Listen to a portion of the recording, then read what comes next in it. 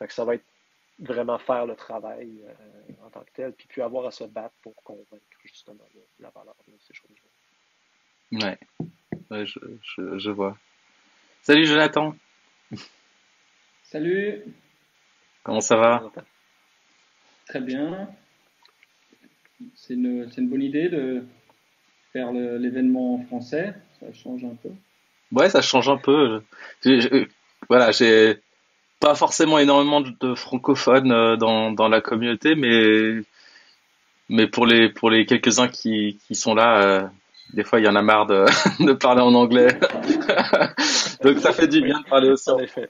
ça fait du bien de parler aussi en français. Euh, Ouais. ouais, donc bah, pour toi Bertrand, tu connais peut-être pas vraiment le rythme de la communauté design and critical thinking sur ce sujet-là, mais Non, pas du tout. on a des événements récurrents et les virtuels chalets, chalets virtuels sont toutes les 2 semaines. Et puis bah voilà, donc le jeudi OK.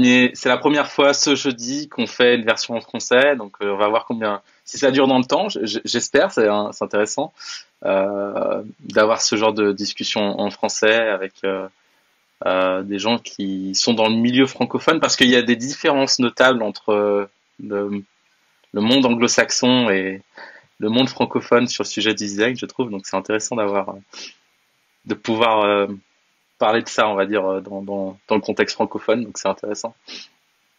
Ouais, Jonathan, il là-dessus fait aussi. partie de, pardon, excuse-moi. Jonathan fait partie de la communauté. Il participe aussi au chalet virtuel en anglais le mardi. Tu as participé à quelques-uns déjà, et puis donc c'est cool de te voir là. C'est cool que tu sois venu. Ben oui. Mais avec Jonathan, qu'est-ce que tu plaisir. fais? Où restes-tu? Moi, je suis à Genève. OK. Je suis basé à Genève, en Suisse. Et toi, tu es où là? Avec mon gros accent, je suis de Québec. Donc, Oui, Québec, je m'en Canada. suis douté, mais je ne vais pas faire d'a priori. Mais et tu es donc là-bas en ce moment ou tu habites ailleurs? Ouais, j'habite à Québec, je suis né là. Moi, je travaille encore à l'Université Laval, plus l'enseignement, la recherche, la veille en design, au niveau du baccalauréat en design graphique, la maîtrise en design d'interaction.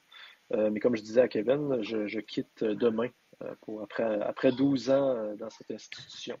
Je vais retourner dans le privé, dans une entreprise qui fait dans les assurances et la finance, aussi l'investissement. Donc, conseiller expérience client sur toutes les lignes d'affaires et un peu essayer de construire l'équipe aussi à l'interne. Différents bureaux au Canada, quelques contacts aussi aux États-Unis, donc français, anglais. J'ai hâte de pouvoir travailler en anglais.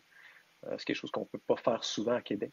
C'est une ville qui est très gouvernementale et bilingue français-anglais, mais à Québec, dans la ville, c'est vraiment plus au niveau du français que ça se passe. Quand on va à Montréal, c'est plus français-anglais et Toronto, c'est effectivement juste en anglais.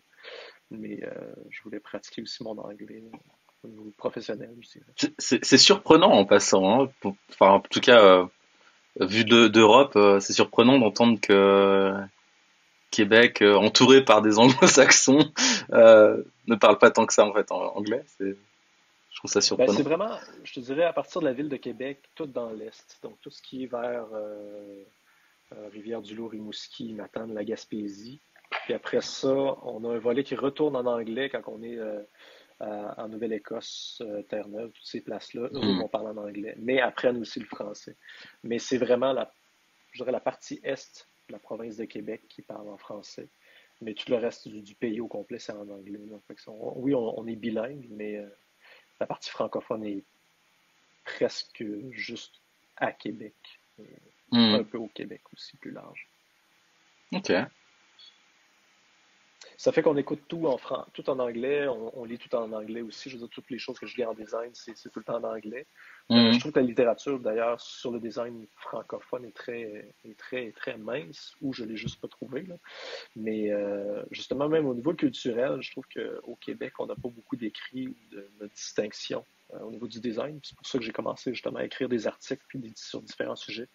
Comment on voit les choses, comment on interprète le design aussi. Je trouve que le design, c'est un terme qui est très large, puis tout le monde le met un peu à sa sauce. Puis je pense qu'on a justement une sauce un peu spéciale, pas juste la poutine, on a aussi le design québécois qui est peut-être différent de ce qui se fait ailleurs. C'est pour ça, je pense que c'est intéressant de voir qu'est-ce qui se fait ailleurs. J'ai connu quelques personnes en France, Karine Lallemand qui était venue à Québec. On a des liens aussi avec la Belgique, avec le Web à Québec, différentes personnes, mais j'ai pas eu encore l'occasion d'aller sur Paris, comme vous dites, pour aller rencontrer des gens. J'ai fait des contacts un peu, mais là, j'étais supposé y aller l'année passée, mais à cause de la pandémie, là, tous les voyages sont annulés. Mais c'est dans mes objectifs, là, quand on peut sortir de cette pandémie, de retourner à Paris, puis faire un peu le tour, de voir ce qui se fait là-bas. J'ai déjà rentré en contact avec quelques personnes. Je sais qu'il y a quelques événements aussi dans ce coin-là. La Suisse est un peu plus loin, mais ça donne que ma copine a un chalet familial proche de la Suisse, Combloux, je crois. Combloux, j'y étais. C'est marrant, j'y étais il y a une semaine. Voilà. Des fois, on peut passer proche, puis on est dû pour aller voir la famille en France, donc, parce que toute sa famille reste en France. Donc, j'ai plusieurs raisons d'aller de l'autre côté de l'océan. C'est chouette. Hein. C'est chouette, donc assez international quand même, malgré tout. Ben ouais. Mais j'aimerais trouver plus de gens à Québec parce que j'ai parti à un groupe qui s'appelle Design Québec où est-ce qu'on essaie de regrouper justement les gens de la francophonie du Québec pour parler de design et échanger là-dessus. Puis on a sorti un balado aussi d'ailleurs, on est rendu à 8 épisodes qu'on parle de design justement. Si vous connaissez pas, vous irez voir ça, c'est intéressant. C'est en français. Puis on veut produire du contenu francophone. On veut vraiment pas aller dans l'anglais, on veut rester plus niche même si on veut. Puis ça nous permet justement d'aller rejoindre différentes personnes puis de parler avec des gens qui ont une vision un peu plus large du design aussi. L'objectif du groupe, c'est justement de rassembler autant design de produits, design d'intérieur, architecture, design numérique, design d'expérience, tout ça ensemble, puis de voir comment que les gens se rapprochent dans leur méthode et processus aussi. Puis essayer d'ouvrir notre bulle aussi, parce que souvent on est beaucoup centré sur ce que chacun on fait de notre côté. Donc, c'est d'élaborer un peu plus large puis de voir ça. Fait que c'est ça. Et je te dirais au niveau du systems thinking, puis tout ce volet-là est très peu connu au Québec. Je pense pas qu'il y a beaucoup de gens qui s'intéressent à ça. Ça reste, je pense, une niche aussi en tant que telle. Tantôt, je parlais de design de service qui est pas beaucoup connu au Québec non plus. Il faut aller peut-être plus à Toronto. Il y a quelques postes qui commencent à ouvrir à Montréal, mais c'est très peu de gens qui s'intéressent à ça. Fait que j'essaierai de trouver des gens francophones pour les amener dans ces discussions-là. Ça pourrait être intéressant, mais je te dis, ça va être assez difficile, je pense. Et tu aurais un lien vers le podcast dont tu parlais là Tu peux taper, si tu tapes Design Québec, Anchor, c'est sur la plateforme Anchor, mais on est sur Spotify, Apple Balado. Si tu tapes Design Québec dans Apple Balado sur iOS ou Stop Design Québec? Juste Design Québec, ouais. Ok, Design Québec. Dans Apple Balado ou Spotify aussi, on est là. Tu vas voir, on interviewe un peu différentes personnes, certains anciens étudiants aussi, d'où est-ce à l'Université Laval, qui ont été à San Francisco et ailleurs aussi. On a interviewé un gars qui travaille aussi à la Banque nationale à Montréal.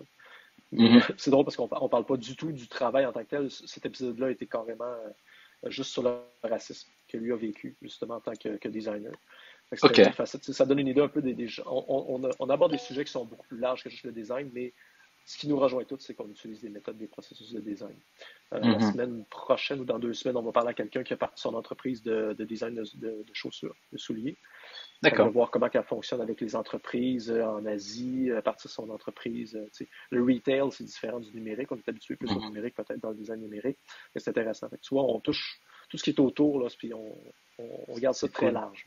C'est très bien. Moi, j'adore ça parce que je trouve notamment dans la communauté UX design en général, mais francophone, c'est vrai aussi, que le focus sur le numérique est très prévalent et en plus de ça, il est tellement dilué dans les connaissances et dans le discours des gens qui le pratiquent qu'on fait même pas attention que c'est un que ça définit en fait comment on pense les problématiques ou comment on pense qu'on fait. Ah ouais. Et je trouve que c'est vachement bien d'ouvrir le sujet à d'autres pratiques du design qui sont pas digitales, qui en incorporent Ouais. mais qui sont pas uniquement basées là-dessus. Je trouve que c'est vachement bien. Euh, je, Ouais. je me demandais juste en passant, est-ce que tu connais Daniele Catanalotto? Ça te dit quelque chose ou pas? Oui, je l'ai déjà rencontré à Toronto. Je le vois Oui, souvent passer dans des articles. Je sais qu'il vient de la Suisse, je pense. exact. Ouais, ouais, bah c'est un ami Ouais. et puis je sais qu'il est allé au Canada faire des présentations. Je sais plus exactement dans quelle ville et pour quels événements, mais sur des sujets liés au service design et il a écrit Ouais. pas mal de livres sur le sujet. Je trouve que enfin c'est quelqu'un qui a beaucoup de connaissances sur le sujet et qui est assez pragmatique en plus. Donc je trouve que Ouais, c'est. ouais. Je pense qu'il avait présenté à Toronto pour le Global Service Design Conference en 2019. Puis Mhm. c'est drôle parce que tu m'en parles parce que j'ai vu, je pense qu'il a publié hier ou avant-hier qu'il commence la rédaction d'un autre livre. Il cherchait des gens pour l'aider, je pense sur LinkedIn ou je sais pas quoi. Ouais, il vient de publier un livre là, qui est une suite de ses Service Design Principles. Et, C'est ça. et puis il voulait des gens pour l'aider à faire de la review du bouquin pour histoire de spotter les erreurs, ce Ah, genre de c'est ça. choses. OK. Et OK, OK. je pense maintenant il doit l'avoir publié. Je pense il était sur la fin là, donc OK. ouais. OK. Je sais pas si c'est qu'il voulait faire une suite, justement, ou avec d'autres cas plus, parce qu'il disait qu'il était un classique homme blanc qui s'exprime, mais il y a juste un point de vue, tu sais, c'est de Ouais. trouver un peu un point de vue plus divers. Je pense que c'est ça. Il appelait à Mhm. des gens, je pense, avec des points de vue plus divers. Ok, ok, j'ai pas vu ce poste en particulier, donc Ouais. je sais pas. Mais Ouais. vu que tu parlais du service design et puis quelqu'un, enfin, qui parle le français, qui est francophone, même malgré le fait qu'il écrive presque tout en anglais en réalité. Euh, Ouais. mais c'est ça en fait un peu la contradiction, hein, c'est que le domaine étant très lié en fait au monde anglo-saxon, en réalité, on échappe Ouais. difficilement à cette réalité, hein. Le fait que tout ce Ben, qu'on c'est fait, on publie en compréhensible. Je veux anglais, dire, hein. Ouais. c'est ça. Si on veut être lu aussi, on attaque la masse. Tu sais, si les gens cherchent ça, mais je sais que pour certains comme moi, c'est pas la popularité que je cherche, c'est plus de ressortir la saveur québécoise du design. Je sais que je pourrais avoir plus d'écoute avec mon balado si j'étais en anglais, mais c'est pas ça l'objectif. L'objectif, c'est vraiment de mettre sur scène des gens qui font du design sans nécessairement le savoir, puis aussi ouvrir les horizons des gens. Donc, les gens qui nous écoutent, c'est des gens peut-être qui étudient avant même de savoir qui aiment le design, puis de comprendre un peu plus c'est quoi. Parce que souvent, on se rend compte que les gens qui font du design aujourd'hui auraient aimé savoir il y a 10, 20 ans que ça existait, cette chose-là. Comme moi, je Mhm. ne l'ai pas vu venir. J'ai maintenant 40 ans, mais ça m'a pris, bon, facilement, j'ai travaillé dans le privé peut-être de 25 à 30 ans. J'utilisais des méthodes et processus qui étaient du design thinking ou toutes ces choses-là sans savoir que ça s'appelait comme ça. Mhm. Puis c'est durant la dernière décennie justement que j'étais à l'Université Laval où est-ce que j'ai compris, j'ai mis des mots sur des choses que je faisais. J'ai compris que ma passion c'était le design finalement, sans l'avoir su avant. Mais avoir su ça peut-être au secondaire ou à 15 ans, à 20 ans, je serais allé plus vite dans quelque chose qui m'intéressait. C'est un J'ai peu ça que l'impression j'essaye de sauver. J'ai l'impression que c'est l'expérience de beaucoup de gens Ouais, de faire ces choses, puis dire, ah bah, finalement on découvre que c'est du design, Ouais, et, euh, et c'est puis vrai. tout d'un coup ouais. c'est un peu la révélation, hein. Moi c'était un peu pareil. Je m'appellerai pas designer, mais en tout cas je crois que je m'intéresse à des questions autour de ce sujet. Puis dès que j'ai pu mettre un mot dessus, ben, en fait ça permettait aussi de focaliser un peu les recherches. Bien que le problème un petit peu, à mon sens, avec le design, c'est que c'est tellement vaste et ça recoupe tellement Ah de oui, choses différentes qu'à la fin, je veux dire, si quelque chose est tout à la fois, ben, qu'est-ce que c'est vraiment, quoi, hein. Donc, et c'est un petit peu des exactement. fois un petit peu le problème qu'on peut avoir. Mais c'est pour ça qu'il y a Ouais, c'est une bonne des question. disciplines. Il y Oui, a des disciplines.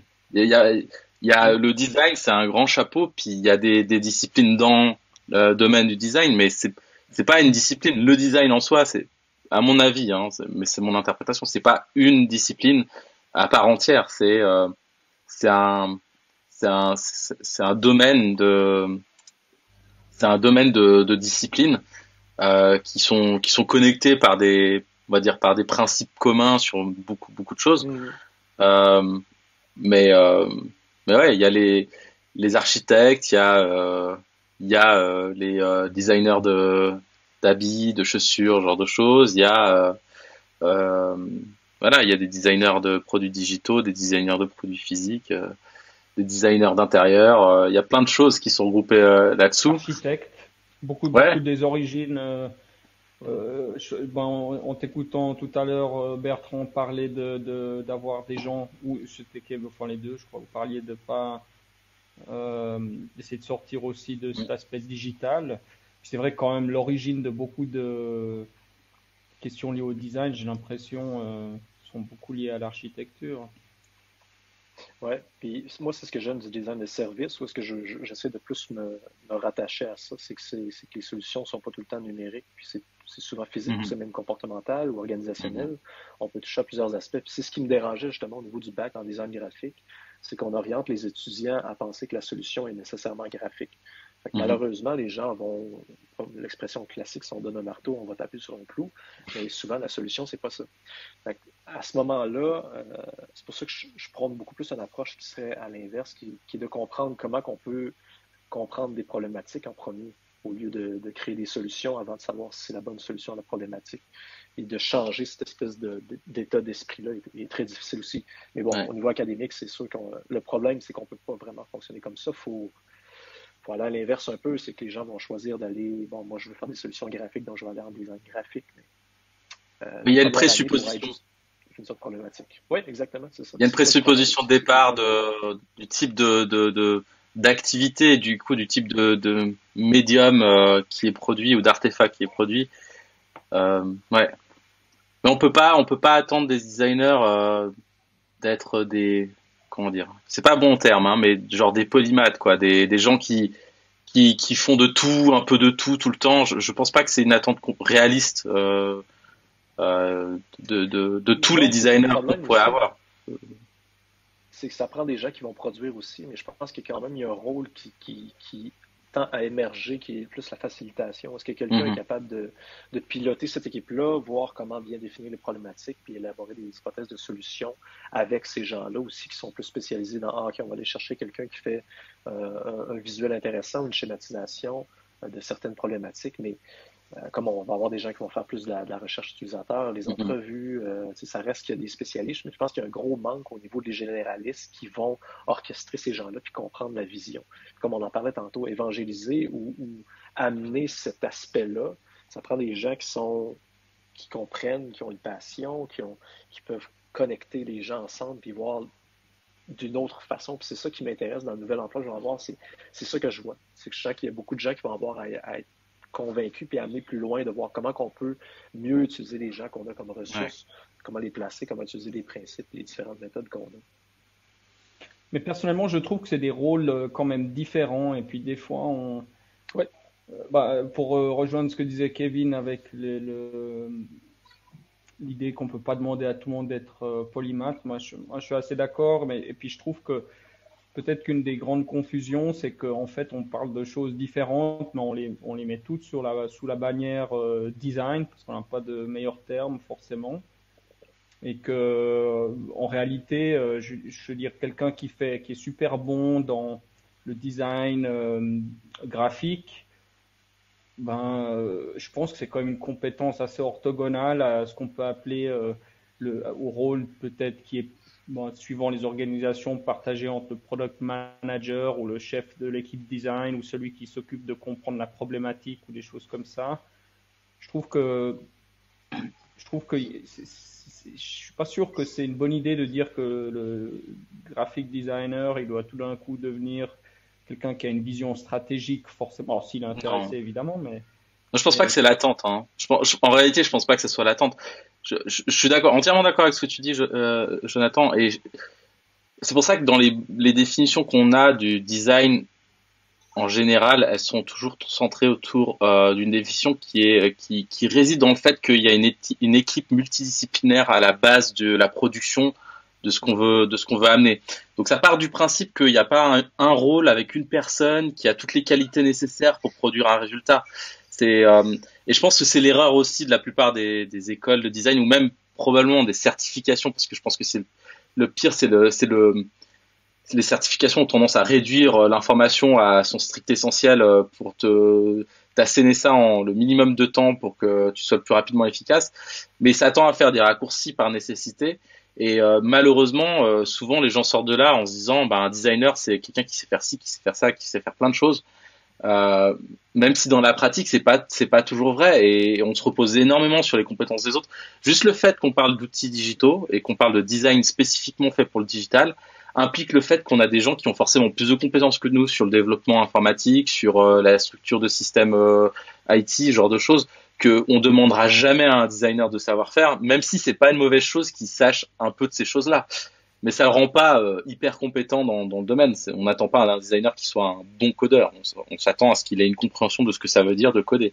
Donc, je donne un exemple simple. Mais c'est pour ça que moi, par exemple, une définition, après le nombre d'années là-dedans, j'ai cherché à avoir une bonne définition de design. Et la définition sur laquelle je suis arrivé, c'est des activités ou des processus qui amènent à la création d'un médium pour des interactions pour catalyser un changement. Et ça, c'est les termes que j'utilise, sont très précis parce que l'objectif, c'est de produire quelque chose qui va permettre de faire converger vers un nouvel état du contexte dans lequel on travaille. Par exemple, une application sur ton iPhone qui te permet de faire, je sais pas moi, de rapidement commander des produits sur Internet. Ça te fait changer l'état du système de avant, c'était une frustration de faire ça à maintenant je simplifie énormément, hein, mais maintenant c'est plus facile de le faire. Donc on a changé l'état et le médium pour faire changer cet état-là, c'est cette application, mais ça aurait pu prendre une autre forme. Et c'est là où ça va au-delà du digital en réalité, c'est que ça pourrait prendre une autre forme.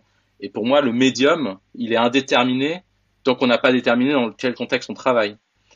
Donc c'est pour ça que c'est indéterminé, c'est médium, c'est générique. Médium, ça pourrait être aussi un processus humain, ça pourrait être n'importe quoi qui permet ce changement d'état. Mais c'est médium pour créer des interactions. C'était quoi ouais. la fin? Pour C'est créer des interactions, point? Ou il y avait autre chose, je sais plus. Créer des interactions afin de catalyser les changements. Donc on veut faire converger les changements vers une direction donnée. Donc il y a un objectif. Donc c'est forcément centré sur une action, sur un objectif qu'on veut atteindre ou un ensemble d'objectifs qu'on veut atteindre. Et le médium permet de faire ça. La définition de médium, d'objectif et tout ça est entièrement dépendant du contexte dans lequel on travaille. Et si ça implique le fait qu'on doit faire du digital, alors ça devient peut-être un médium digital ou peut-être pas. Parce que peut-être que le meilleur moyen de contourner le problème, c'est de changer la manière dont les gens communiquent ou les gens travaillent ensemble, sans forcément passer par du digital. Mais ça, c'est à déterminer dans le contexte dans lequel on travaille. Et ça, si on comprend ça, en fait, on a compris que ça demande plus que juste une personne pour pouvoir faire ça, quoi. C'est illusoire de s'attendre qu'une personne ait toutes ses compétences et sache faire tout ça. Donc je trouve qu'en ça c'est intéressant et le pas caractériser design et designer comme si c'était forcément une relation 1-1 de si c'est du design alors c'est forcément qu'il y a un designer. Je trouve que c'est intéressant parce que ça pose la question. Pour moi, il y a plein de designers il y a plein de designers qui ne savent pas qu'ils sont designers, mais pourtant qui font du design de manière indirecte parce qu'ils font exactement ça. Ils permettent de créer un médium pour des interactions afin de changer une situation donnée. Mais c'est ma définition. Hein. Je dis pas qu'elle est, je l'impose sur personne. Hein. Je dis c'est ma façon d'interpréter le sujet. Mais je trouve que c'est une bonne définition parce que ça va exactement dans la direction qu'on est en train de dire en fait. La réalisation que c'est pas aussi simple quoi. En fait, c'est pas juste on a des designers donc tout va bien se passer quoi. Alors, est-ce que l'évolution, c'est du design? Ah, c'est une bonne question. Je sais pas parce que pour moi, il n'y a pas forcément de motivation à l'évolution. Il n'y a pas de motivation extérieure, on va dire ça comme ça. Donc, il doit y avoir selon ta définition, un objectif a priori Ouais. du processus.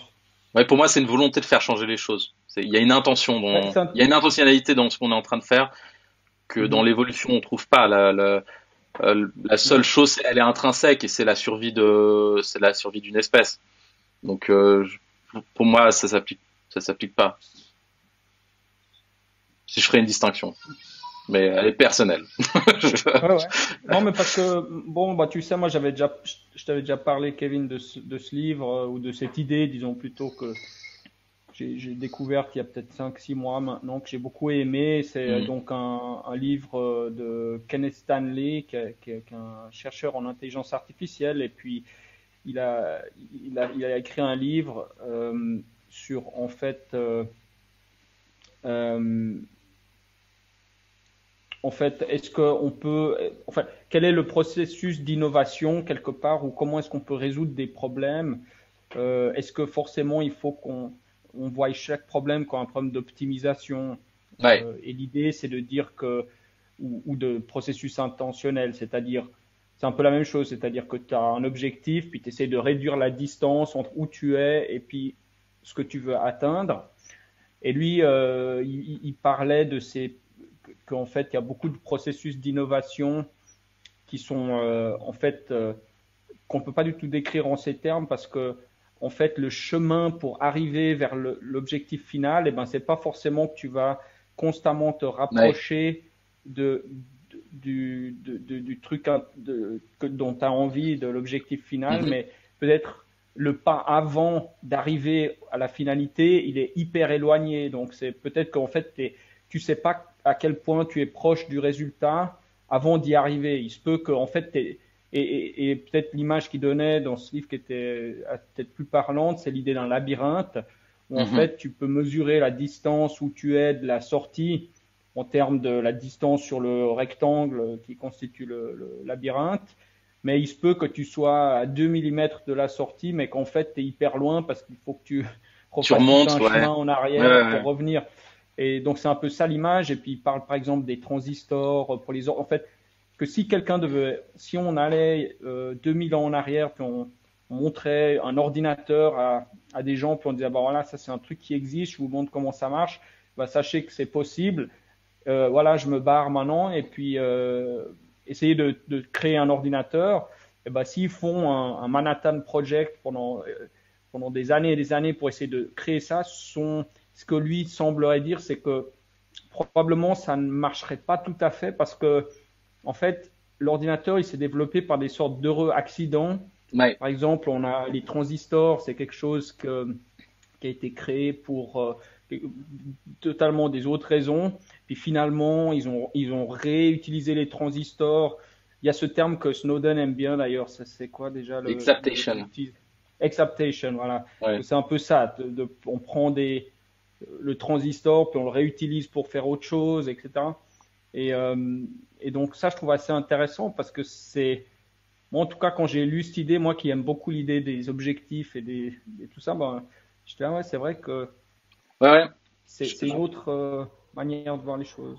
Alors je rejoins cette observation et c'est pour ça que pour moi le design c'est pas nécessairement de l'innovation, c'est pas nécessairement de l'innovation en soi et j'ai une autre définition pour l'innovation, mais je rejoins ce constat. C'est pas parce que le meilleur moyen d'arriver à un objectif c'est pas toujours de réduire la distance entre l'état où tu es et l'objectif en question. Donc euh, ça, pour moi, c'est pas forcément contradictoire avec le fait qu'il y ait une intention dans un processus humain. Je pense que c'est une nécessité qu'il y ait une intention dans un processus humain. On est toujours en train de vouloir faire quelque chose pour certaines raisons, euh, qu'on les ait explicitées ou pas. Et d'ailleurs, je pense pas que d'expliciter toujours nos intentions soit nécessairement une bonne chose, parce que justement, ça donne l'impression qu'il faut qu'on réduise l'écart entre la réalité et nos intentions comme tu dis, et ça peut nous emmener sur un chemin, une pente glissante, quoi, dans un sens.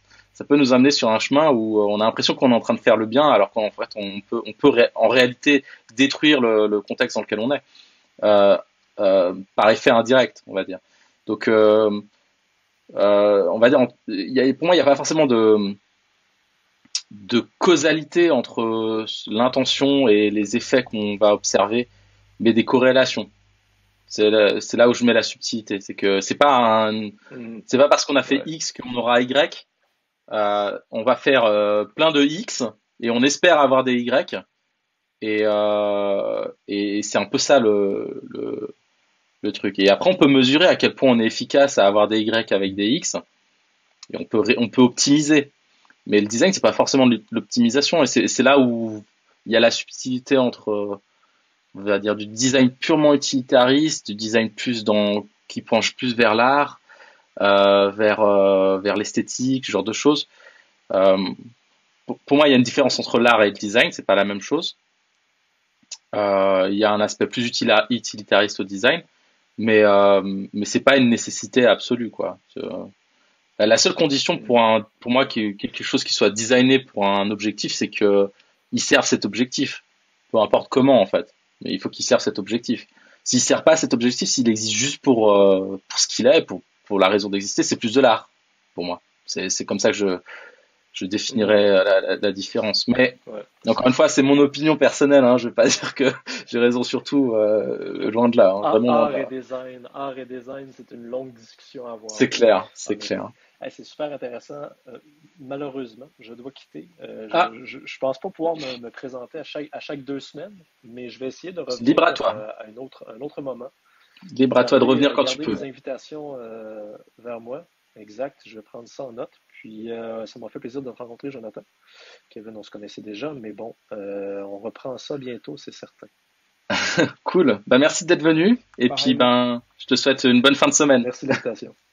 Ciao, hein. À vous Salut. aussi. Bye.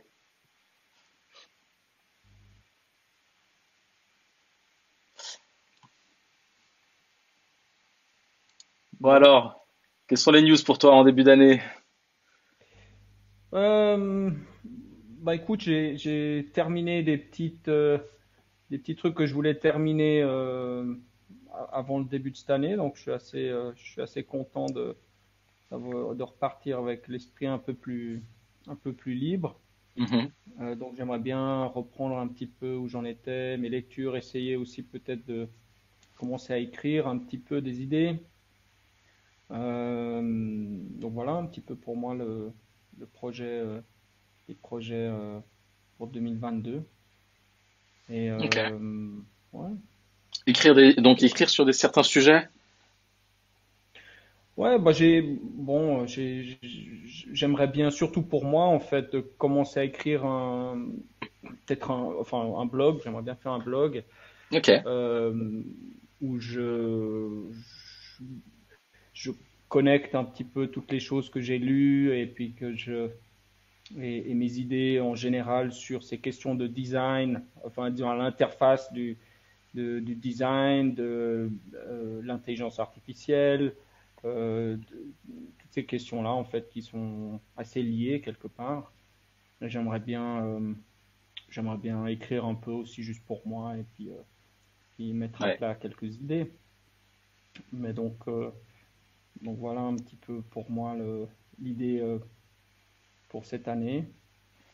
Tu vois? C'est cool. Ouais, alors je te rejoins entièrement sur le besoin d'écrire pour toi ou pour soi et puis connecter des idées entre elles et puis moi j'essaye de reprendre l'écriture. J'ai essayé d'écrire pendant les fêtes là. C'était pas toujours évident. Mais toi, tu es Euh, super productif, je trouve, dans Bah ouais. l'écriture, hein. Moi, je trouve ça plutôt Ok. bien. Ah, j'ai des Non? moments de stagnation. Ah non, j'ai pas le sentiment. Il y a des périodes où j'arrive à, je sais pas, à écrire peut-être, je sais pas, 5, 6 ou 10 articles en une semaine, tu vois. Puis Mhm. il y a des fois, j'ai besoin de 3 mois pour écrire un truc, quoi. Donc c'est très variable, ça dépend des sujets. Il y a des choses en fait que j'ai envie d'écrire, sur lesquelles j'ai envie d'écrire, mais je me rends compte en le faisant que j'ai pas nécessairement les compétences ou les connaissances pour en parler correctement. Ouais, bah ça, Et c'est un petit peu mon souci. Mm. ça oblige en fait à replonger dans la lecture, à Mm. consolider ce qu'on sait. Est-ce qu'on, je suis quelqu'un je fais pas trop attention à la forme en réalité. Je m'en fous que ça paraisse un peu, peut-être des fois un peu trop direct ou pas forcément bien écrit.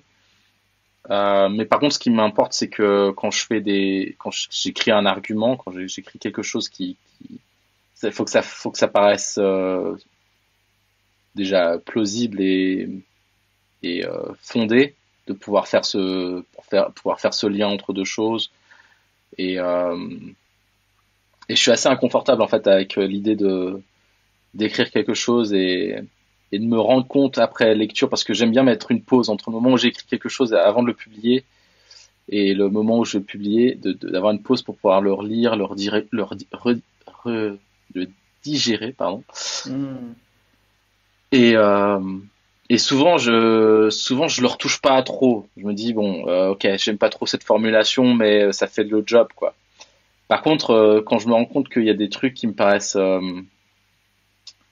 d'être des mauvais arguments en réalité pour justifier ce que je dis, là par contre ça me pose un souci parce que Hmm. je serais quelqu'un qui lirait mon article, je me dirais purée, ce mec en fait il fait des connexions à tout va, mais il est pas capable de démontrer en quoi c'est pertinent, quoi. Et ça c'est quelque chose que personnellement qui me gêne parce que c'est quelque chose auquel je suis très attentif auprès des autres, en fait, des discours des autres. Est-ce que ça paraît raisonnable de croire ce qu'une personne dit sur la base de ce qui est formulé, sans que, comment dire, sans que tu doives absolument aller lire dans tout le détail les éventuelles sources et ressources qu'il aurait Ouais. ajoutées à son Ah bah article. ouais. Parce que, pour être honnête, dans la majorité des cas, ce que je fais, c'est que je regarde s'il y a des sources, je regarde où est-ce que sont ces sources, c'est-à-dire leurs origines, parce que ça paraît être des sources de qualité sur leurs origines déjà. Puis après, sur celles qui me paraissent un peu plus genre étonnantes ou sur des affirmations qui me paraissent un peu surprenantes, je vais aller lire, mais je vais pas aller tout lire dans le moindre détail. Je vais lire les abstracts, je vais aller lire les conclusions, je vais aller lire ce genre de choses, mais je vais pas tout lire dans le détail parce que déjà, j'ai pas toujours les compétences pour pouvoir tout comprendre ce qu'il y a dans le détail. Et puis, j'ai pas le temps, quoi. J'ai d'autres choses à foutre, quoi. Comme n'importe qui. Donc, donc voilà. Donc moi, j'essaie toujours de faire ça. Je me dis, le minimum que je puisse faire, c'est avoir des arguments qui paraissent cohérents et fondés, et des sources qui permettent aux personnes d'aller vérifier que ce que je dis, c'est pas n'importe quoi. Donc ça impose, on va dire un pré-travail nécessaire sur l'écriture, qui est de trouver des sources, de les avoir lues pour pouvoir les interpréter, les comprendre, voilà, avoir des arguments qui sont pas des sophismes, hein. Euh, Mhm. parce que même si ton argument est vrai et véridique et fondé, si c'est un vieux sophisme tout moisi, qui va le croire, quoi. Même si avec toute la bonne volonté du monde. Donc voilà. Ben, C'est ce que je me dis, c'est comme ça c'est le niveau de qualité que je me fixe, et ce qui fait que des hmm. fois, ben, quand c'est pas un truc d'opinion pure, et là je dis au début, c'est mon opinion, c'est juste mon opinion, et donc c'est clair, j'ai pas besoin de prouver ce que je dis au-delà de ce que je pense, donc ça marche très bien. Mais si c'est autre chose que ça, euh, là par contre, ça nécessite un standard un peu plus élevé, et par nécessité, ça nécessite beaucoup plus de travail. Donc voilà. Ouais, c'est clair. Bon, après, bon, moi, c'est un petit peu je trouve un peu un dilemme que j'ai aussi avec ces sources. C'est que, quelque part, moi, j'ai l'impression que pour pouvoir écrire bien, en tout cas, Mhm. ou trouver des idées, ben, en fait, c'est super. Évidemment, il faut lire plein de trucs. Bon, ça, c'est sûr, parce que Mhm. tu veux pouvoir t'inspirer de certaines choses, mais à la fin, il faut que si, pour faire un truc original, il faut, il faut en fait construire les trucs toi-même quelque Ouais. part. En tout cas, moi, c'est un peu l'impression que j'ai. Et puis, c'est aussi quelque chose que pendant mes études, j'ai un petit peu appris ça aussi. C'est que par sécurité, on a envie de en fait, de peut-être faire un travail de sorte de composition, c'est quoi le mot, de Tu parles de synthèse. de synthèse de ce qui a été fait et puis d'essayer Ouais. ramener ensemble plein de pièces plutôt que de construire depuis le début son mur et puis sa maison, tu vois, depuis la base par soi-même, en s'inspirant évidemment, en ayant en inspiration derrière des choses. Mais moi, c'est un petit peu, c'est ça que je vais essayer de faire. Mais c'est vrai que après la question, c'est comment est-ce que tu vas chercher. Bon, après, il faut un petit peu. Après, tu remets les sources qui ont plus ou moins à voir avec ça. Mais moi, en tout cas, je crois que je vais essayer d'éviter à moins que vraiment ce soit nécessaire d'aller pointer à des sources directes pour quelque chose, pour dire, bah voilà, si vous voulez une explication de tel sujet, voilà une source. Dire que. Je vois ce que tu veux dire. Oui, Je te rejoins partiellement. Je fais pas du travail académique dans le sens où mon rôle, c'est, moi, j'ai pas l'impression que le rôle que j'ai, en tout cas que je m'impose comme travail d'écriture, ce soit le rôle de quelqu'un qui crée nécessairement de la connaissance dans le sens où c'est de la connaissance solide qui pourrait rentrer dans le répertoire de connaissances académiques, par exemple. C'est pas mon objectif, donc je te rejoins là-dessus.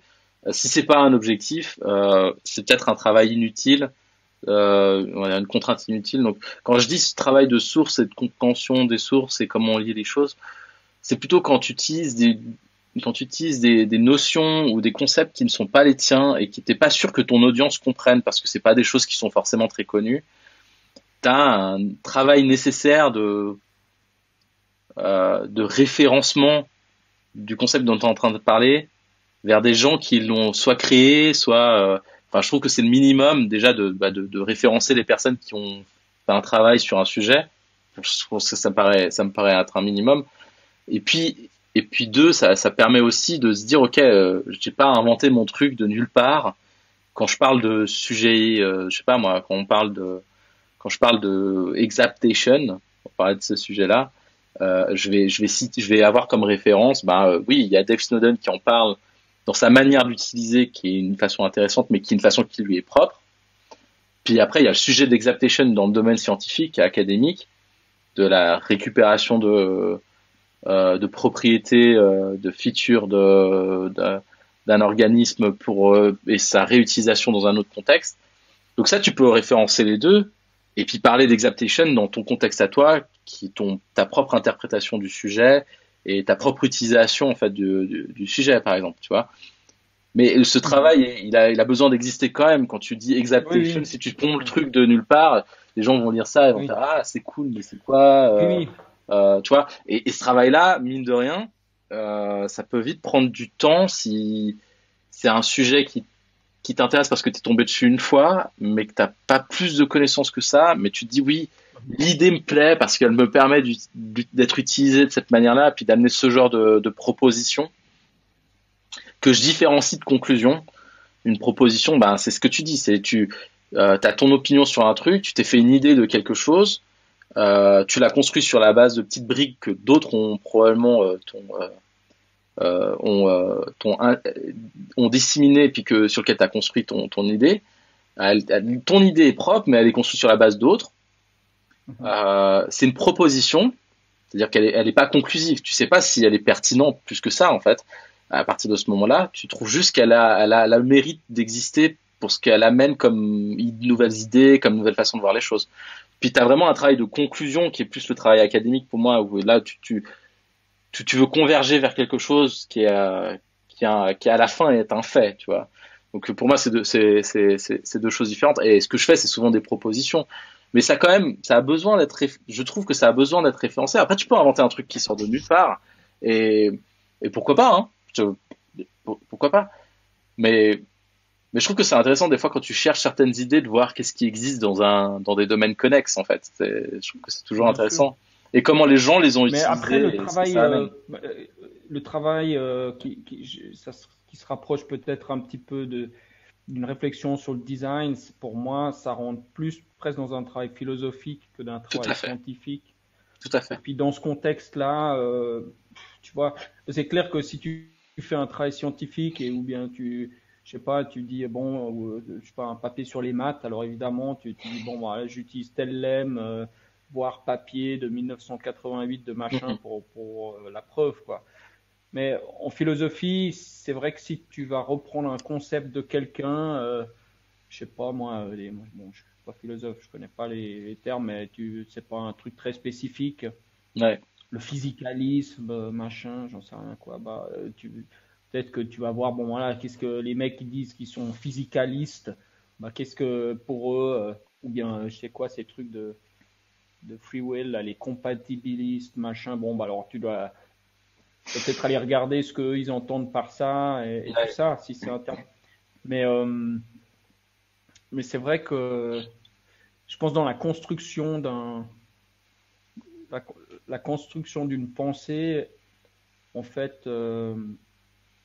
j'ai l'impression que ça, pour moi en tout cas, je sais juste que moi-même, c'est un peu un piège pour moi, c'est de finalement aller, en fait, essayer de trouver les réponses quelque part que qu'en fait je devrais trouver par moi-même, d'une Hmm. certaine manière. C'est un peu Ouais, le je vois ce que tu dilemme veux quand dire. même. Je vois ce que tu veux dire. Des fois, c'est un piège, hein. Je suis entièrement d'accord avec toi. Je suis entièrement d'accord avec toi. Ça dépend ce que tu cherches, en fait, j'ai envie de dire. Mais je te rejoins sur ce que tu dis. Je te donne un exemple. Je suis en train d'écrire, ça fait un moment que j'ai commencé à écrire sur le sujet des soft space, des espaces mous. J'ai Comme, lu, tu avais déjà écrit un petit peu à ce sujet, hein. ouais, bah, en fait, Ouais. c'est ce sur quoi je suis bloqué depuis, je pense, bien 3 mois maintenant. Et c'est pas que je suis bloqué dans le sens où j'écris rien dessus. J'alimente le truc régulièrement, mais il y a tellement à dire. J'ai des idées de comment je veux connecter les choses entre elles. Je sais pas encore quelle forme ça prend. Donc ça vient en faisant. Et puis je sais pas en fait là pour l'instant je sais pas si c'est le bon moment de juste arrêter parce que je me dis il y a un moment donné le temps passé dessus la plus-value c'est quand elle sera publiée puis que les gens vont faire des commentaires là-dessus tu vois. Pour moi la Mhm. plus-value est là. Donc c'est où est-ce que tu mets là, à un moment donné la limite entre ce qui est acceptable du temps que tu vas passer là-dessus versus donc le coût que ça aura eu entre guillemets et le retour sur investissement dans un autre sens où bah oui ça a alimenté des idées auprès des gens puis ils vont te le retourner en disant ouais mais ça fait penser à si ou je suis pas d'accord parce que si ou c'est ça qui m'intéresse dans le fait d'écrire c'est qu'on ait des retours sur le sujet puis que ça Bah, alimente la c'est pour pensée. ça que c'est cool l'idée du blog aussi. Je Ouais. pense qu'il y a le premier travail où tu as une discussion avec toi-même finalement, parce que c'est vrai on a plein d'idées et puis qui ont l'air plus ou moins claires dans notre tête. Puis dès que tu commences à les écrire, tu es là en fait, ah, tu vois tous les gaps. C'est Ça ça. devient souvent difficile d'écrire les choses après. Puis c'est là où tu vois ce que tu as vraiment compris ou comment tu es au clair sur ton idée. Mais Et tu vois, sur le sujet des soft space, vu que c'est pas un truc c'est pas un concept que j'ai inventé, c'est un concept que j'ai découvert, mais que je réutilise dans un autre contexte. Donc, j'applique pas un pour un ce pourquoi le concept il a été créé. Euh, il y a déjà une phase d'explication de c'est quoi ce concept-là, en quoi il est pertinent dans notre contexte à nous, et comment j'en fais une utilisation qui pourrait être intéressante. Tu vois. Et donc, ça m'a imposé quand même pas mal de boulot de bah, te connecter, de faire des ponts entre les choses pour que ça fasse du sens en fait tout simplement.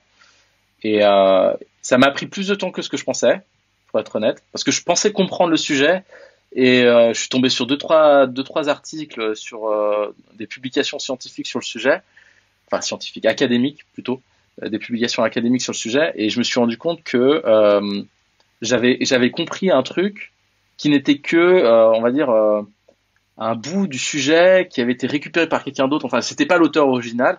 Je suis tombé sur d'autres articles et puis je suis tombé dedans et puis j'ai fait waouh, putain, il y a plein de sujets à aborder qui sont super intéressants.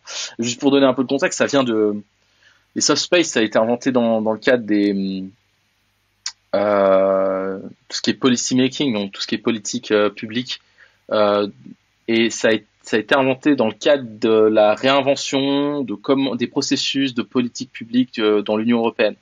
Donc c'est très intéressant parce que ça a des applications très concrètes. Il y a des exemples très pratiques de comment ça a été utilisé. Et en même temps, c'est un peu nébuleux parce que c'est un terme qui regroupe plein de choses dans la donc, rappelle-moi, donc, facilitation. c'était donc c'est des espaces qui sont pas forcément physiques, mais qui sont un peu, c'est des espaces qui c'est des espaces de rencontre qui peuvent se faire sur plusieurs niveaux, physiques ou digital ou autres. C'est quelque chose comme ça. Je sais plus exactement la définition Ouais, en fait. en fait, l'idée des soft space, c'est d'arriver à connecter de manière informelle des, des, des personnes qui travaillent dans qui travaillent dans des contextes ou des niveaux hiérarchiques où ils ont des niveaux de vue sur un sujet donné qui sont différents. Et en fait, cette informalité permet de prédéfinir en fait un cheminement vers un processus plus formel qui permet de simplifier et de réduire le temps qu'il faut pour que certaines politiques soient mises en place.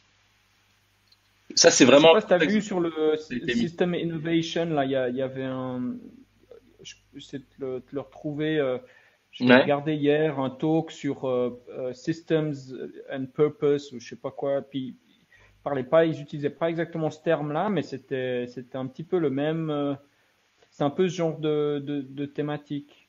ouais, Et ok, non, j'ai pas suivi alors, j'ai pas vu. ouais, je vais essayer de trouver après le truc. Mais en fait, ce qui est aussi, moi, ce que je trouve, un autre truc qui, moi, me perturbe pour l'écriture, puis peut-être, oups, j'ai appuyé sur le mauvais bouton. Euh, voilà, on va y arriver.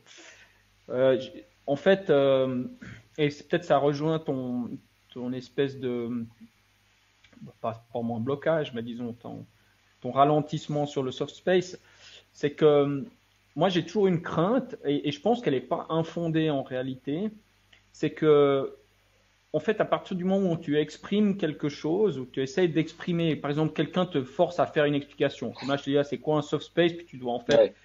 tu dois en fait, tu as une idée qui est plus ou moins vague dans ta tête. Enfin, je sais pas si elle est vague, hein, je prends juste cet exemple parce que on a parlé de ça. Mais disons, tu as, un espèce de, de, de quelque chose quoi, que tu ressens, une sorte d'objet, mais pas bien défini en tête, un Mhm. concept. Et le fait, moi j'ai toujours une crainte que le fait de le spécifier aussi au mauvais moment, eh ben, je vais un petit peu comme le geler dans la glace d'une manière qui n'est pas forcément idéale, quoi.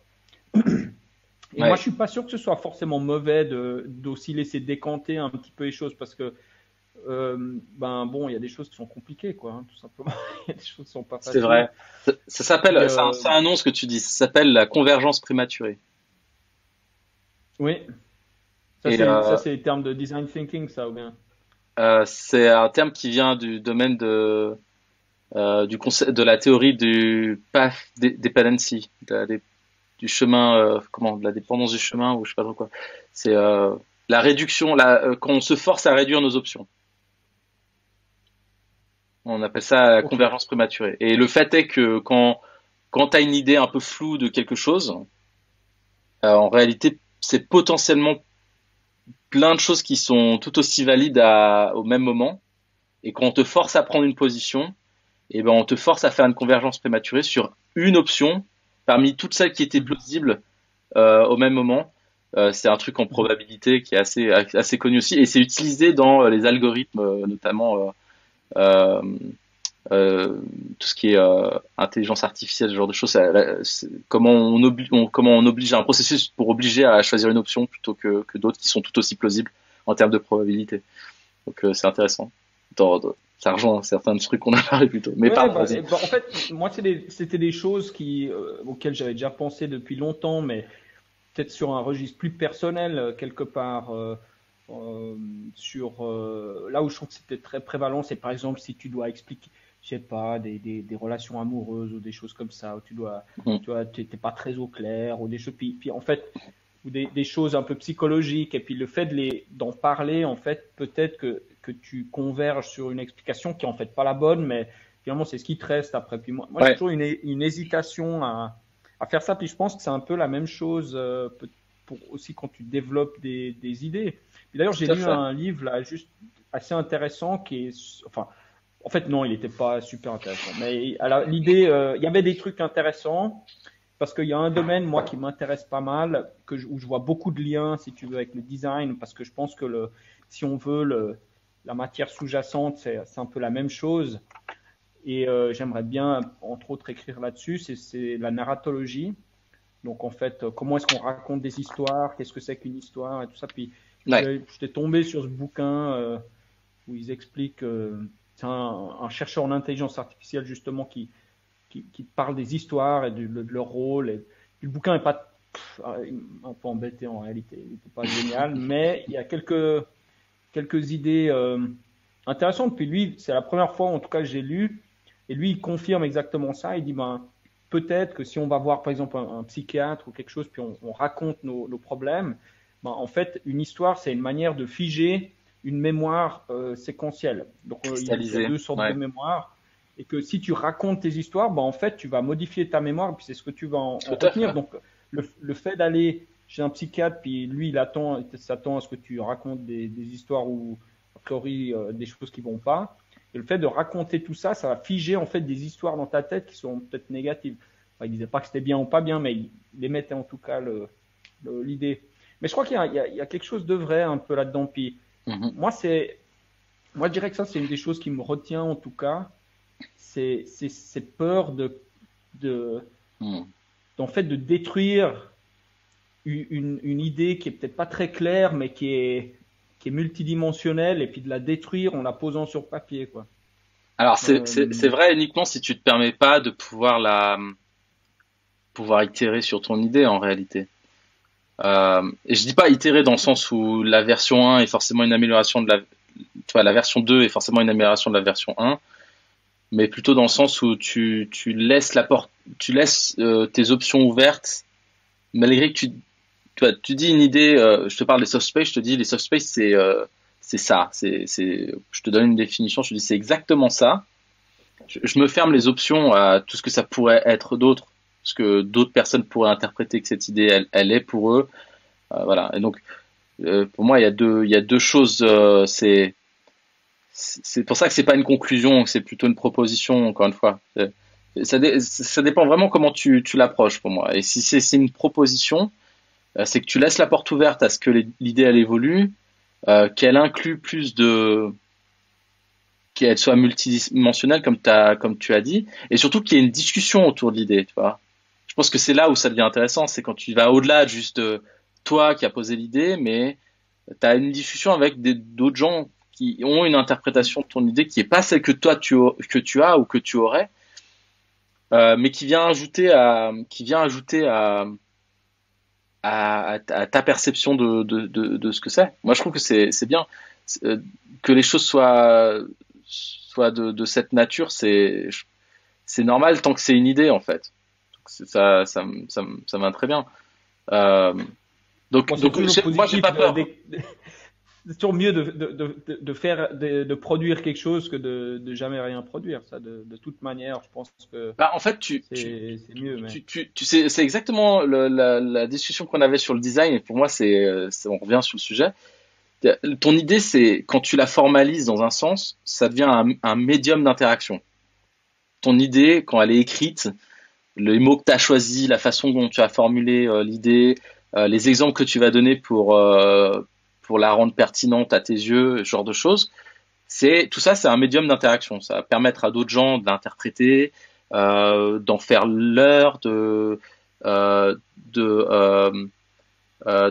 avoir une appropriation, c'est-à-dire de pouvoir la comparer à leur contexte à eux, à leurs exemples à eux, et à pouvoir te redonner de l'input, revenir vers toi, vers ça. Et donc l'interaction est là. L'idée en soi, elle a permis juste de catalyser, encore une fois, ces interactions. C'est tout ce qu'elle a permis de faire. Le fondement même de ce qu'est l'idée, qu'il soit exactement formalisé comme ça ou pas, t'es d'accord, c'est pas vraiment le sujet au final. C'est plutôt ce qu'il a permis de faire, le changement. Il va faire évoluer le truc. Pour moi, ça c'est une forme de design. C'est de la pratique du design. C'est une forme de comment on prend quelque chose, on en formalise certains aspects, mais les choses peuvent évoluer. C'est pas parce que ça a été formulé une fois comme ça que forcément c'est la seule et unique manière de le faire. Et je vais donner ma définition d'innovation. Peut-être que tu verras qu'il y a quand même une connexion. Innovation pour moi, c'est un ensemble de changements. C'est un ensemble de changements positifs dans un contexte donné. Et quand je dis positif, c'est au regard du contexte, c'est-à-dire que ils ont apporté quelque chose que la plupart des gens vont juger comme étant positif. Donc ça paraît un peu argument ad populum comme ça, l'argument de la majorité, mais ça a du sens dans un contexte social. Donc Est-ce que je le forcément ça garde. doit être un truc démocratique? Moi j'aime Non, beaucoup la définition, mais c'est pas pas parce que qui est. c'est populaire que c'est démocratique, hein, donc ça doit pas forcément l'être. Mais le médium pour interaction qui va catalyser des changements peut générer une innovation, mais on le saura que après coup, parce que faut pouvoir mesurer l'état du changement pour pouvoir dire qu'il y a eu changement, pour pouvoir juger si effectivement les changements ont donné les aspects positifs qu'on lui attribue. Donc c'est pour ça que pour moi une innovation, on n'est jamais du présent, c'est toujours du passé proche, parce qu'on n'est que capable de le savoir après coup en fait. Mais ça, je vais mettre en désaccord avec plein de gens qui font de l'innovation, donc je le sais déjà, mais ça a sa valeur parce que tu te dis, ok, il te faut un truc pour pouvoir faire ça.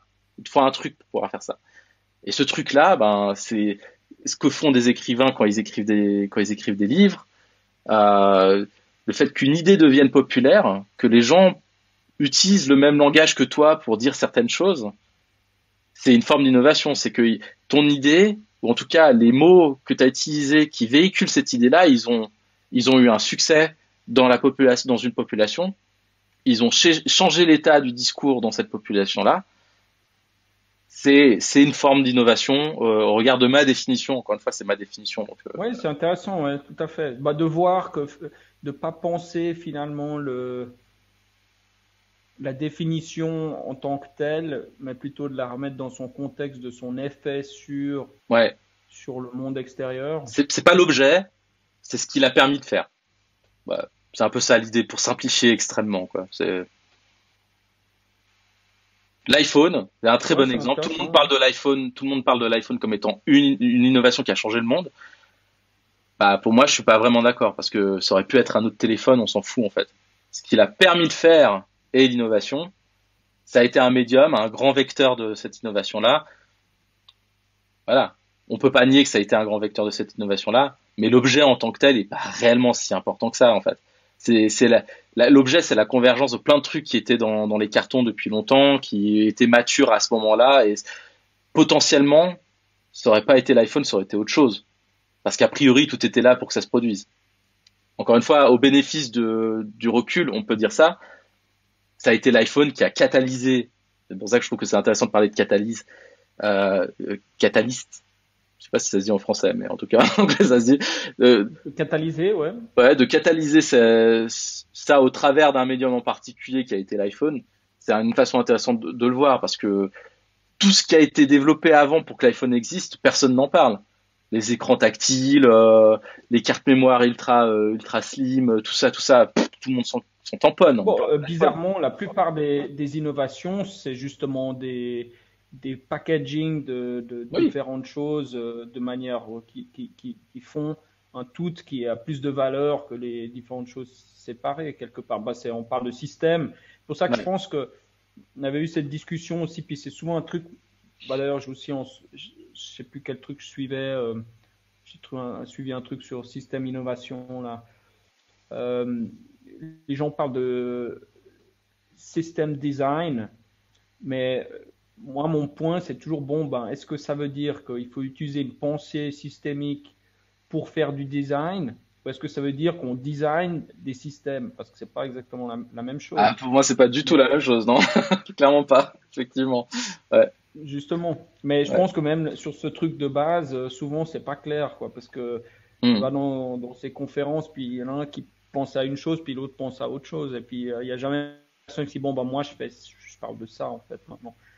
Mais, euh, mais sur ouais, enfin bon, ouais, l'innovation, qu'est-ce que c'est? Moi, c'est vrai que il faudrait une fois que j'écrive ma définition aussi. Mais quelque part, ça m'intéresse pas trop parce que je trouve que c'est un mot qui, en fait, c'est un de ces mots, je me demande si c'est pas un piège un peu d'essayer Moi, il y a des gens qui de m'ont dit, mais focaliser sur l'innovation. ta définition d'innovation, ça veut dire changement, en fait. Je dis, ouais, bah ouais, peut-être. Mais ça me va, hein. La définition, elle n'existe pas pour dire le mot, il veut dire exactement ça, absolument ça. Mais c'est D'avoir vrai une que définition, ça permet de faire exactement ce qu'on disait avec une idée.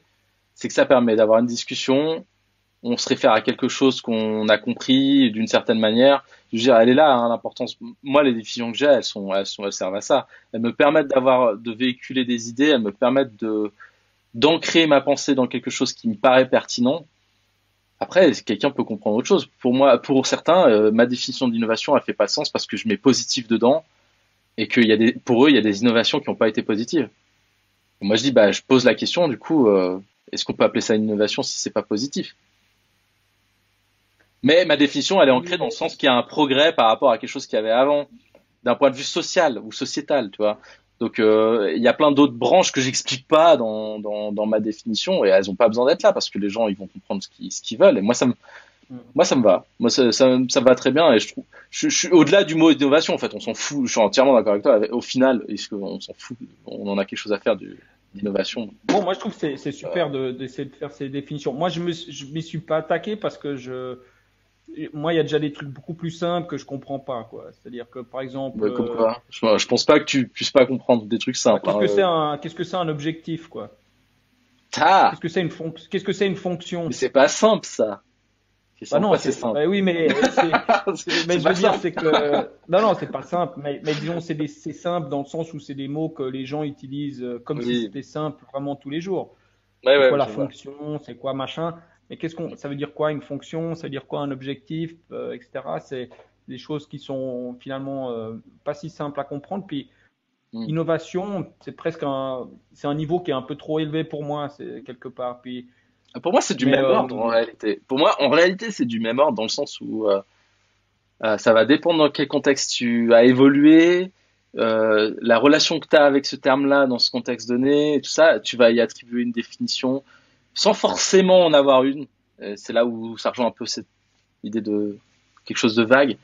Euh, je pense que c'est du même ordre en réalité. Tout le monde a entendu le terme innovation, tout le monde l'a utilisé, et quand bien même, pose la question qu'est-ce que ça veut dire innovation, et tu auras autant de définitions et parfois même opposables, hein, c'est-à-dire des définitions qui veulent pas du tout dire la même chose, qu'il y a de personnes qui ont utilisé ce mot-là. C'est la nature mhm. du Bon, après langage ça, humain. Hein. Moi, ça me va très bien. Hein. oui, C'est pas très mais grave c'est en pour ça réalité. que oui.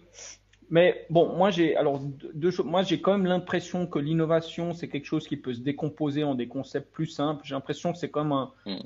pour moi je le mets pas au même niveau qu'un objectif par exemple parce que pour moi tu peux utiliser les concepts d'objectif ou de fonctionnalité pour expliquer innovation. Alors tu peux pas faire l'inverse forcément. C'est mon impression, hein, mais j'ai pas de D'accord. définition donc je sais pas, mais c'est Tu parles mon comme s'il y intuition avait quoi. il y avait des termes et des concepts plus axiomatiques, on va dire, Exact. de, de, Ouais, de, ouais. du langage sur ces sujets-là. Ouais, ouais, Oui, oui, oui. je vois de quoi tu parles. Ouais. Ouais. Exactement. Moi, je pense qu'il y a beaucoup de termes qu'on utilise qui sont pas assez axiomatiques finalement. Puis du coup, Mm. on se perd vite. Mais bon, c'est vrai qu'en fait, il y a plein de termes qui sont flous. Après, moi, je pense tant que toi, tu es au clair. Enfin, moi, j'aspire juste au moins à être au clair avec moi-même, quoi. Après, que Ouais. les gens ils soient d'accord ou pas avec mes trucs, à la limite, je m'en fiche un peu. Mais si au moins moi, je sens que bah, j'ai une définition qui me convient Mm. d'innovation, c'est vrai que c'est quand même un terme c'est un de ces termes assez amusant, c'est un peu particulier parce que c'est très frustrant parce que tout le monde sait ce que c'est, mais c'est très dur de définir. C'est un de ces trucs comme ça que, je sais Ouais. pas, il y a cette notion de faire quelque chose de manière différente, mais qu'est-ce que ça veut dire faire et puis qu'est-ce que ça veut dire quelque chose, tu vois, après tu te perds un Et peu en quoi c'est dans ça. différent? Comment on dit différent? Qu'est-ce Comment on que sait c'est que c'est différent? différent? Mais Ouais. oui, exactement. Mais on comprend tous intuitivement, et puis c'est là où c'est marrant, comme notre cerveau, il peut vite nous induire en erreur. C'est qu'on est très bon.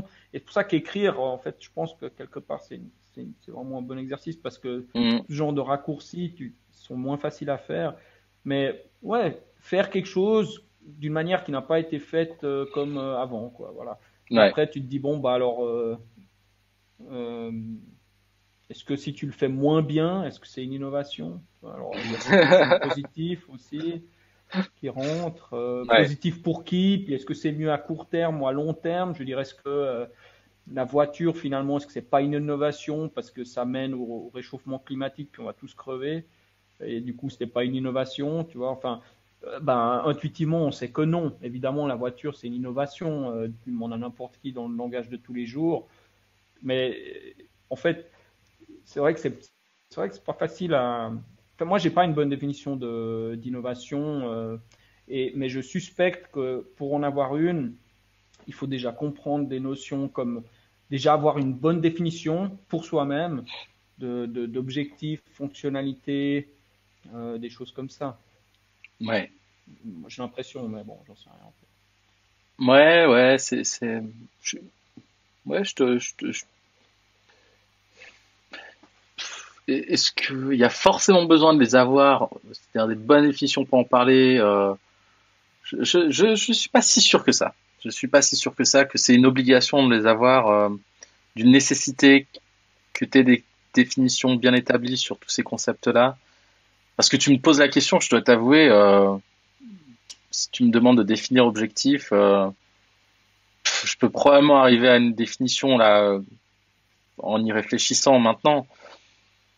Est-ce que c'est la seule définition que j'aurais, ou est-ce que si tu me demandes 3 jours après, j'aurais la même? Je pense pas, en fait. Je pense pas parce que, euh, par exemple, la définition que j'ai de design ou d'innovation, c'est en fait c'est un cumul d'essais, d'avoir essayé de définir ces termes-là, de les avoir écrits plusieurs fois différemment, qui me fait arriver à, et puis d'en avoir parlé avec plein de gens, qui me font arriver à cette définition que j'ai maintenant, que je trouve euh, euh, dans le sens good enough, assez bonne pour pouvoir Mhm. m'aider dans ce que je pense et dans ce que je dis.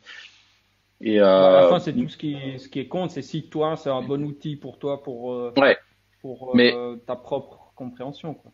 c'est pas pour autant que j'ai ce genre de définition et de niveau de clarté sur d'autres termes qui sont peut-être dans un sens, comme tu le dis, axiomatique de la notion d'innovation ou de la notion de design ou d'objet, tu vois, comme les termes objectifs ou intention ou ce genre de choses.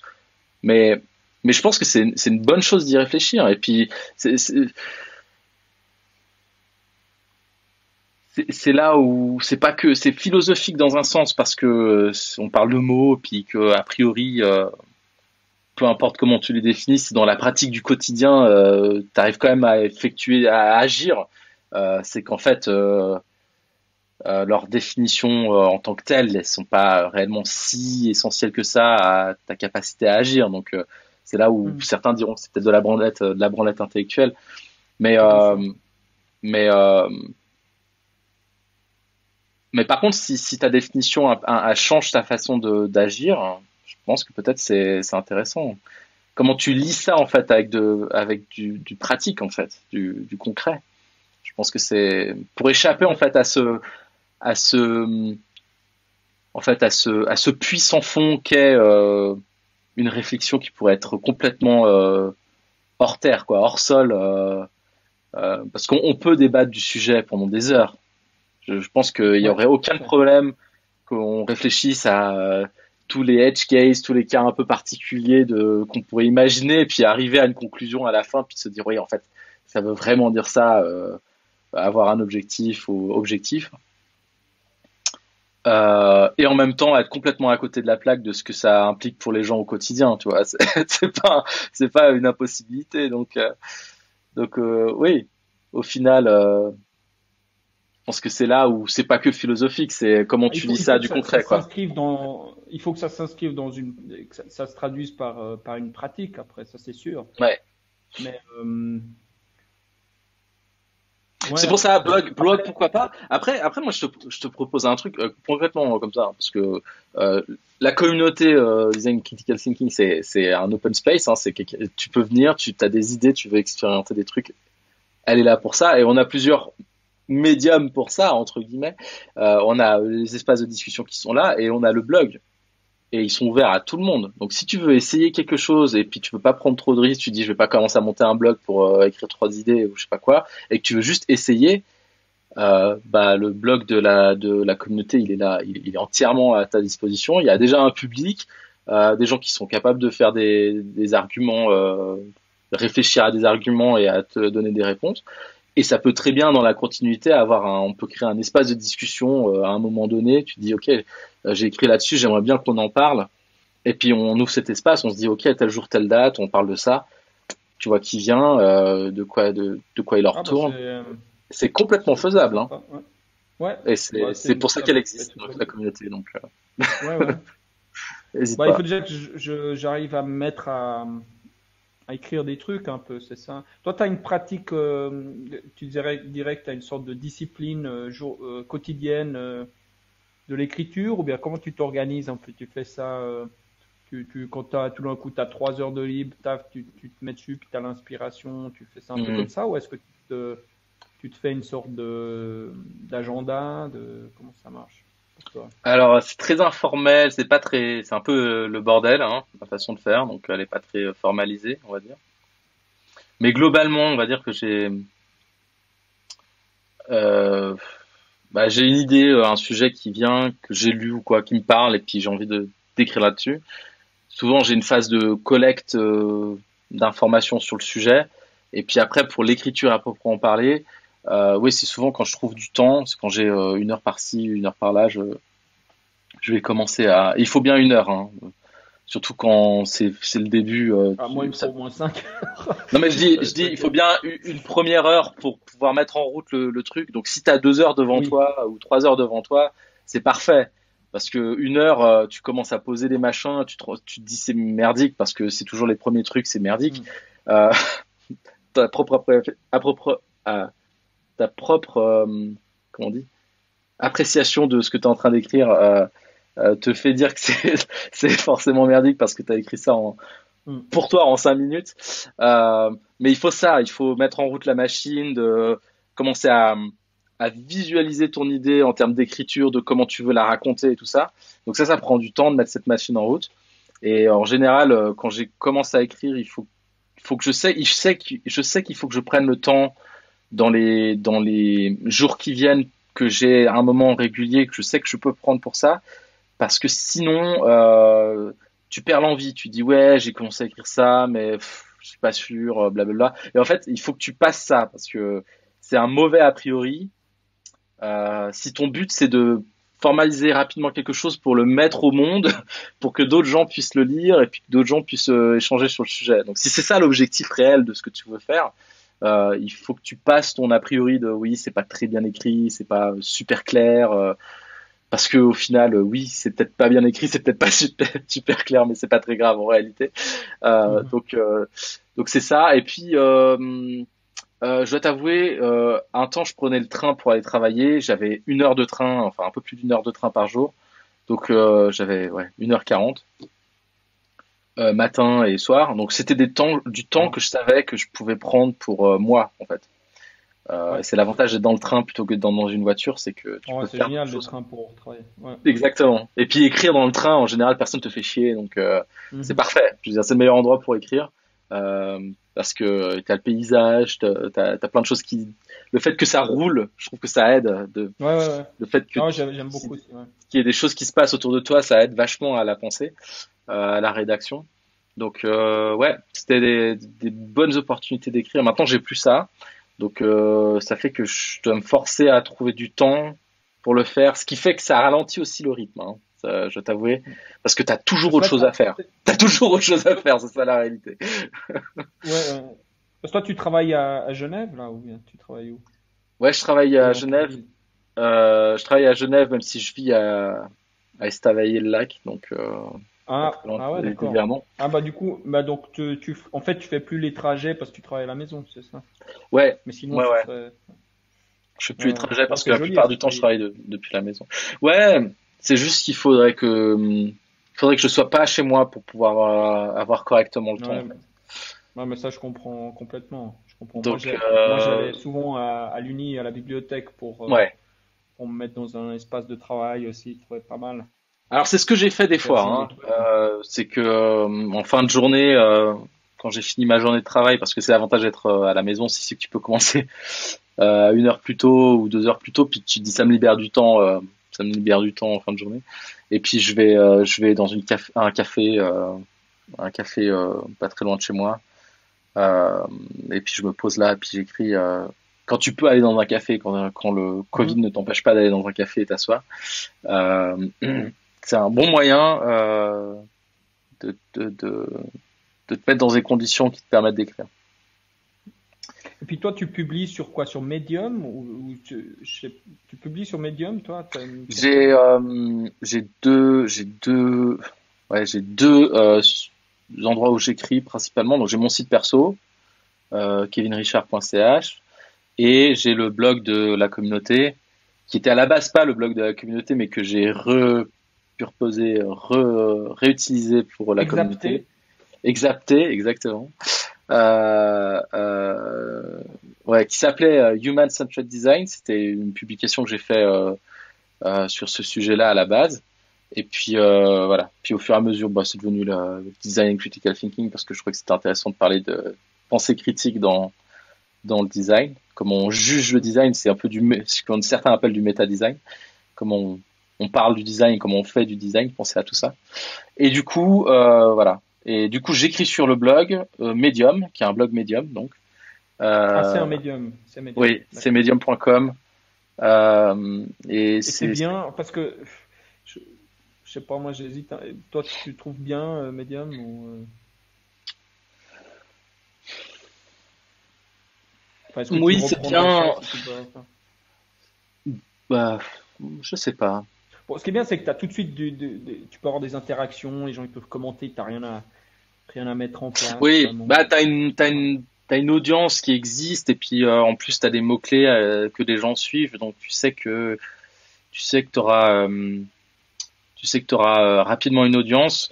Ce qui est plus difficile à faire avec un site perso ou un blog perso, parce que ça prend du temps de construire cette audience, ça prend plus de temps de construire cette audience. Par exemple, mon site, il existe depuis je pense 3 ou 4 ans maintenant, mon site perso.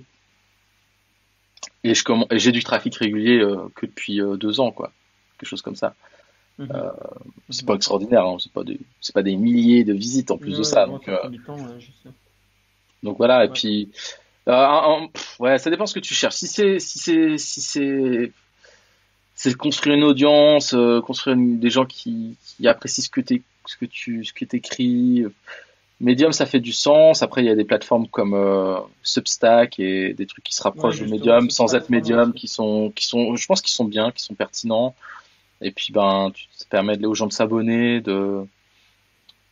qui est, comment dire, une acte de preuve comment dire, que ce que t'écris a une audience, ou en tout cas une écoute, même s'il y a des gens qui lisent peut-être parce qu'ils sont pas d'accord avec toi, mais que ça les intéresse quand même de lire parce qu'ils sont pas d'accord avec toi. Je trouve que ça c'est intéressant, parce que ça permet ça. Ouais. Après, Medium, c'est pas obligé de rendre ça compliqué, hein. Si tu te crées juste ton profil perso, tu peux écrire juste avec ton nom. Et après, tu as aussi des publications qui existent. Et tu te dis, je pense que ce que je suis en train d'écrire, ça irait bien dans ta publication. Puis tu proposes à la publication ton article. Je veux dire, ça marche aussi comme ça. Donc, je Mhm. trouve que Medium, pour quelqu'un qui a pas d'expérience là-dedans, dans l'écriture et tout ça, c'est un bon moyen de C'est un bon point de commencer. départ, ouais. Oui, parce Mhm. que ça engage pas Bah, de grand-chose, et toute... puis c'est simple, en fait, hein. Ouais, ouais, Hein, ouais. ouais. Ouais. Mais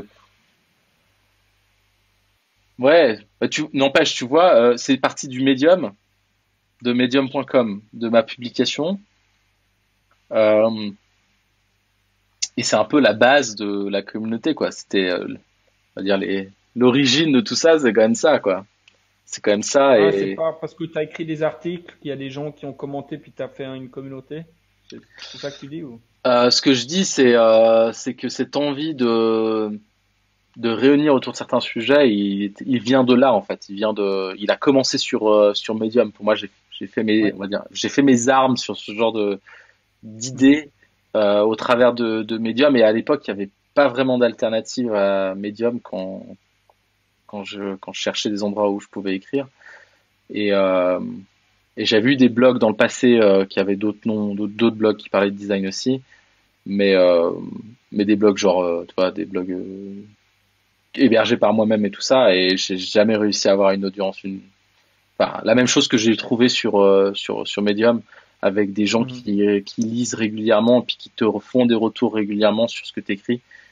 C'est ça que Bah, j'ai c'est surtout apprécié. ça qui est intéressant. Bah ouais, c'est ça qui est. Ouais. Moi, c'est surtout ça, ouais, c'est cette idée d'avoir des retours. Ça, je pense que c'est pas mal. Mais encore une fois, hein, un des buts de la communauté cette année, c'est de créer des espaces de discussion, euh, comment dire, des opportunités pour chacun d'explorer des choses, tu vois, des sujets. Et donc, c'est complètement. Moi, tu me dis demain, je veux qu'on ait une discussion sur ça. Le floor is yours. C'est le concept. Euh, c'est pas ma communauté, hein. C'est pour moi, c'est pas ça. Je l'ai fait pour que c'est peut-être mon initiative, mais pour moi, c'est l'espace de chacun ici. Donc, Ouais, bon, j'apprécie. Ouais, je vais déjà essayer de produire deux, trois trucs et puis tu peux peut-être faire après, l'inverse. c'est Tu peux clair. peut-être dire, j'ai ce sujet-là qui me parle beaucoup. Tu commences par une discussion parce que c'est pas clair pour toi, mais tu t'établis juste la base de c'est quoi l'idée derrière pour toi. Et après, tu utilises que la discussion qu'il y a eu avec les gens comme base de travail pour alimenter un premier essai, Alors ça, si tu veux premier ma jet. réaction immédiate, c'est que j'ai pas envie de faire ça parce que très très égoïstement, je vais te dire un truc. Pour moi, c'est un processus, c'est créatif, c'est pas de la science, c'est plus de la philo. Et en fait, j'ai un peu quand même ça rejoint cette idée de lire en fait d'autres choses. J'ai pas envie de quelque part, je sais que c'est un mot peut-être qui est un peu violent, mais Vas-y, j'ai pas vas-y. envie de complètement polluer en fait forcément mes idées avec trop d'autres choses. C'est-à-dire que j'ai Ouais, envie d'avoir il faut que je trouve le juste milieu, mais tu vois, par exemple, j'ai fait un petit projet un peu débile là que j'ai terminé là. Je te disais avant, j'ai fait un clip pour des amis, pour un clip vidéo. ouais, Et c'est un projet qui a pas très bien marché parce qu'on a fait ça un peu en dernière minute et puis j'ai eu pas mal de peine à terminer le montage d'une manière qui était satisfaisante. Et j'ai demandé des avis à des amis dont je respecte l'opinion pour dire bah là, j'ai ce problème-là, qu'est-ce qu'on pense, t'as une idée?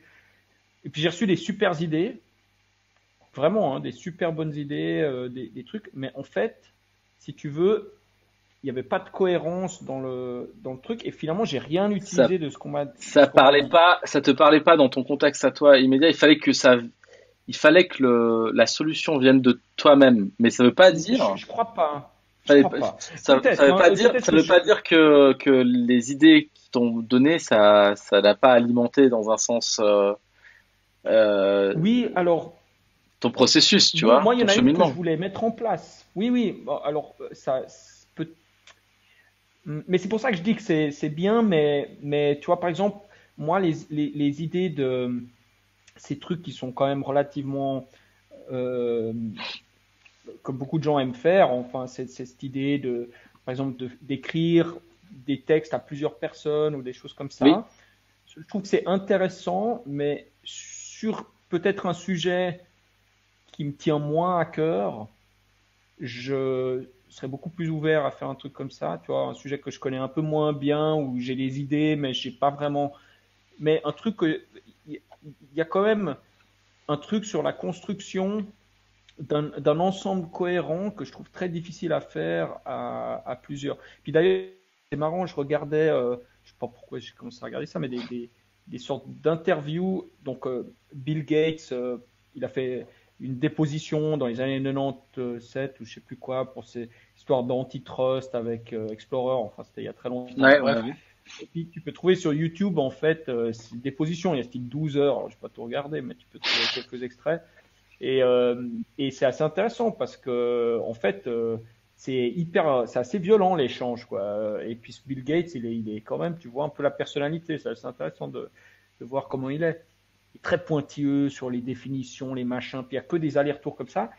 Et c'est toujours le même intervieweur, et puis ça va à fond, quoi. Ça va vraiment, mais dans les définitions, vous dites dans le document, machin, la définition d'un browser, c'est ceci, et par conséquent, est-ce que ça fait partie de. Toi, c'est les machins, puis le gars, après, qu'est-ce que vous entendez par browser enfin bref, c'est assez marrant, mais en fait, après, donc tu regardes ça, puis après, tu regardes la déposition de Zuckerberg devant le Congrès, où en Mhm. fait, tu as 50 personnes, ou je sais pas combien ils font, qui posent qui ont chacun leurs 5 minutes pour poser une question. Et en fait, il n'y a jamais d'approfondissement. C'est-à-dire que vont dire oui, il y en a un qui va dire oui, alors est-ce que mes données sur ma famille sont privées? Puis il va oui, nous mettons tout en place pour machin. Après, ok, c'est au tour de quelqu'un d'autre. Puis lui, il va dire bon, et puis est-ce que vous faites, puis il pose une question totalement séparée, alors que tu n'as aucun moyen de creuser, puis vraiment aller à fond de quelque chose. Donc, Mais est-ce moi, que c'est un tu petit penses peu pas, ça tu penses pas que c'était, enfin, dans ton exemple précis sur Zuckerberg, en face, il n'y avait pas forcément des gens qui avaient toujours des connaissances pour pouvoir bon, rétorquer, ça c'est pour vrai pouvoir aussi. creuser. Donc peut-être que c'est un biais, un biais d'échantillon Oui, sur sur on va dire en tout cas sur le Zuckerberg face au Congrès. Il y en a certains, ils posent des questions, tu vois qu'ils savent pas du oui. tout de quoi ils parlent. Et le mec, il aurait dit azabladadada, et les gens ils sont fait Mm. ah ok d'accord oui ok. Tu vois, il aurait dit n'importe Là, quoi ils auraient dit ok, ils auraient hoché de la tête, ils auraient tu vois. Donc bon, ouais, je suis mais complètement d'accord. Moi, je fais juste là, j'ai pas fait de recherche là-dessus, mais je pense que ça joue tout à fait un rôle que eux, c'est pas des experts, etc. là Mais je tu veux en pense venir avec qu'au-delà ça, de ça, ouais, tu voulais en venir à quelque chose, non, un sujet enfin ben, c'était ça, c'est de dire qu'en fait, il y a un problème de profondeur et de cohérence quand tu fais les choses à plusieurs. Alors tu as beaucoup hmm, d'idées et puis de perspectives nouvelles qui sont intéressantes. Et en fait, je pense qu'il faut quand même trouver euh, un bon équilibre quelque part entre ces deux choses. hmm. Par exemple, combien est-ce que vraiment tu pourrais avoir des Picasso ou des Dali, par exemple, que je me compare pas du tout à Picasso et Dali, mais disons des gens, tu vois, je sais pas, des gens qui ont vraiment une personnalité forte ou un truc à dire fort. S'ils avaient fait ça à plusieurs, ça aurait juste pas marché. C'est mon avis. Il y a quelque chose dans il y a quelque chose dans la magie de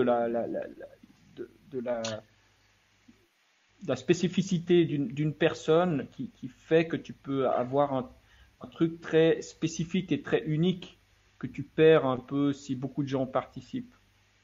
C'est pour ça que je suis pas d'accord, par exemple, avec dans nouveau System Innovation que j'aime bien. Bon, je suis moi je trouve qu'il faut c'est beaucoup de la presse de la politique en fait. Et puis Hmm. moi personnellement ça me dérange un petit peu. Et une des choses, moi j'avais suivi une des conférences, puis j'avais trouvé assez bien, mais il disait bon bah en fait pour créer des systèmes il faut faire ça à plusieurs quoi. Je disais, mais en fait, mais c'est comme un principe scientifique quelque part. C'est complètement faux, quoi. Je veux dire, il suffit de regarder. J'ai donné même deux, trois exemples pour le truc. Je dis, ben, je veux dire, la Constitution des États-Unis, c'était créé par, je sais pas combien ils étaient, 10, tous pareils, enfin, hommes blancs, machin. C'est d'accord, le résultat est peut-être nul, mais le fait est que tu peux tout à fait créer des systèmes avec peu de gens. Bitcoin, ça a été créé par, je sais pas combien ils étaient, mais a priori une personne. Tu peux créer des systèmes à peu de personnes. Tu n'as pas besoin d'être plusieurs pour créer des systèmes. Après, peut-être tu as besoin d'être plusieurs pour créer un certain genre de système. Ça, c'est une autre question. Mais, euh, mais voilà, donc il Hmm. y a un peu ce truc de... J'aimerais beaucoup avoir des retours, en tout cas, sur une écriture, mais j'ai pas envie de faire une écriture par comité, quoi. En tout cas, moi, ça m'intéresse pas sur Alors ces sujets-là qui c'est m'intéressent. deux choses différentes. Déjà, hein, ça dépend de qu'est-ce que tu veux retirer d'une discussion, j'ai envie de dire. Ça peut être un résultat collaboratif, un travail collaboratif. Ça peut ne pas l'être du tout. Ça peut être juste un échange qui t'alimente sur des sujets. Puis après, t'en fais ce que tu veux. Enfin, la réalité, c'est que t'en fais ce que tu veux, quoi. J'ai envie de dire. Est-ce que on a fait des workshops dans le passé avec la communauté de sessions où on dessinait tous Oui, un bout oui, je crois que j'ai avec fait un avec un toi. élément, on avait tous un élément puis on dessinait et Mhm. même si le résultat est improbable, et je pense que c'est le but en fait, le résultat est improbable, quelqu'un pourrait voir ça et te dire c'est de l'art qu'on n'a jamais vu avant, sans savoir qu'il y a C'est 10 vrai? personnes qui l'ont fait. Donc j'ai envie de dire, euh, Oui, mais on a l'habitude aussi d'avoir des artistes avec un fort caractère qui représentent leur art à chaque fois. Donc c'est peut-être qu'on est habitué à ça, qui fait qu'on a l'impression que c'est une nécessité pour que ça existe.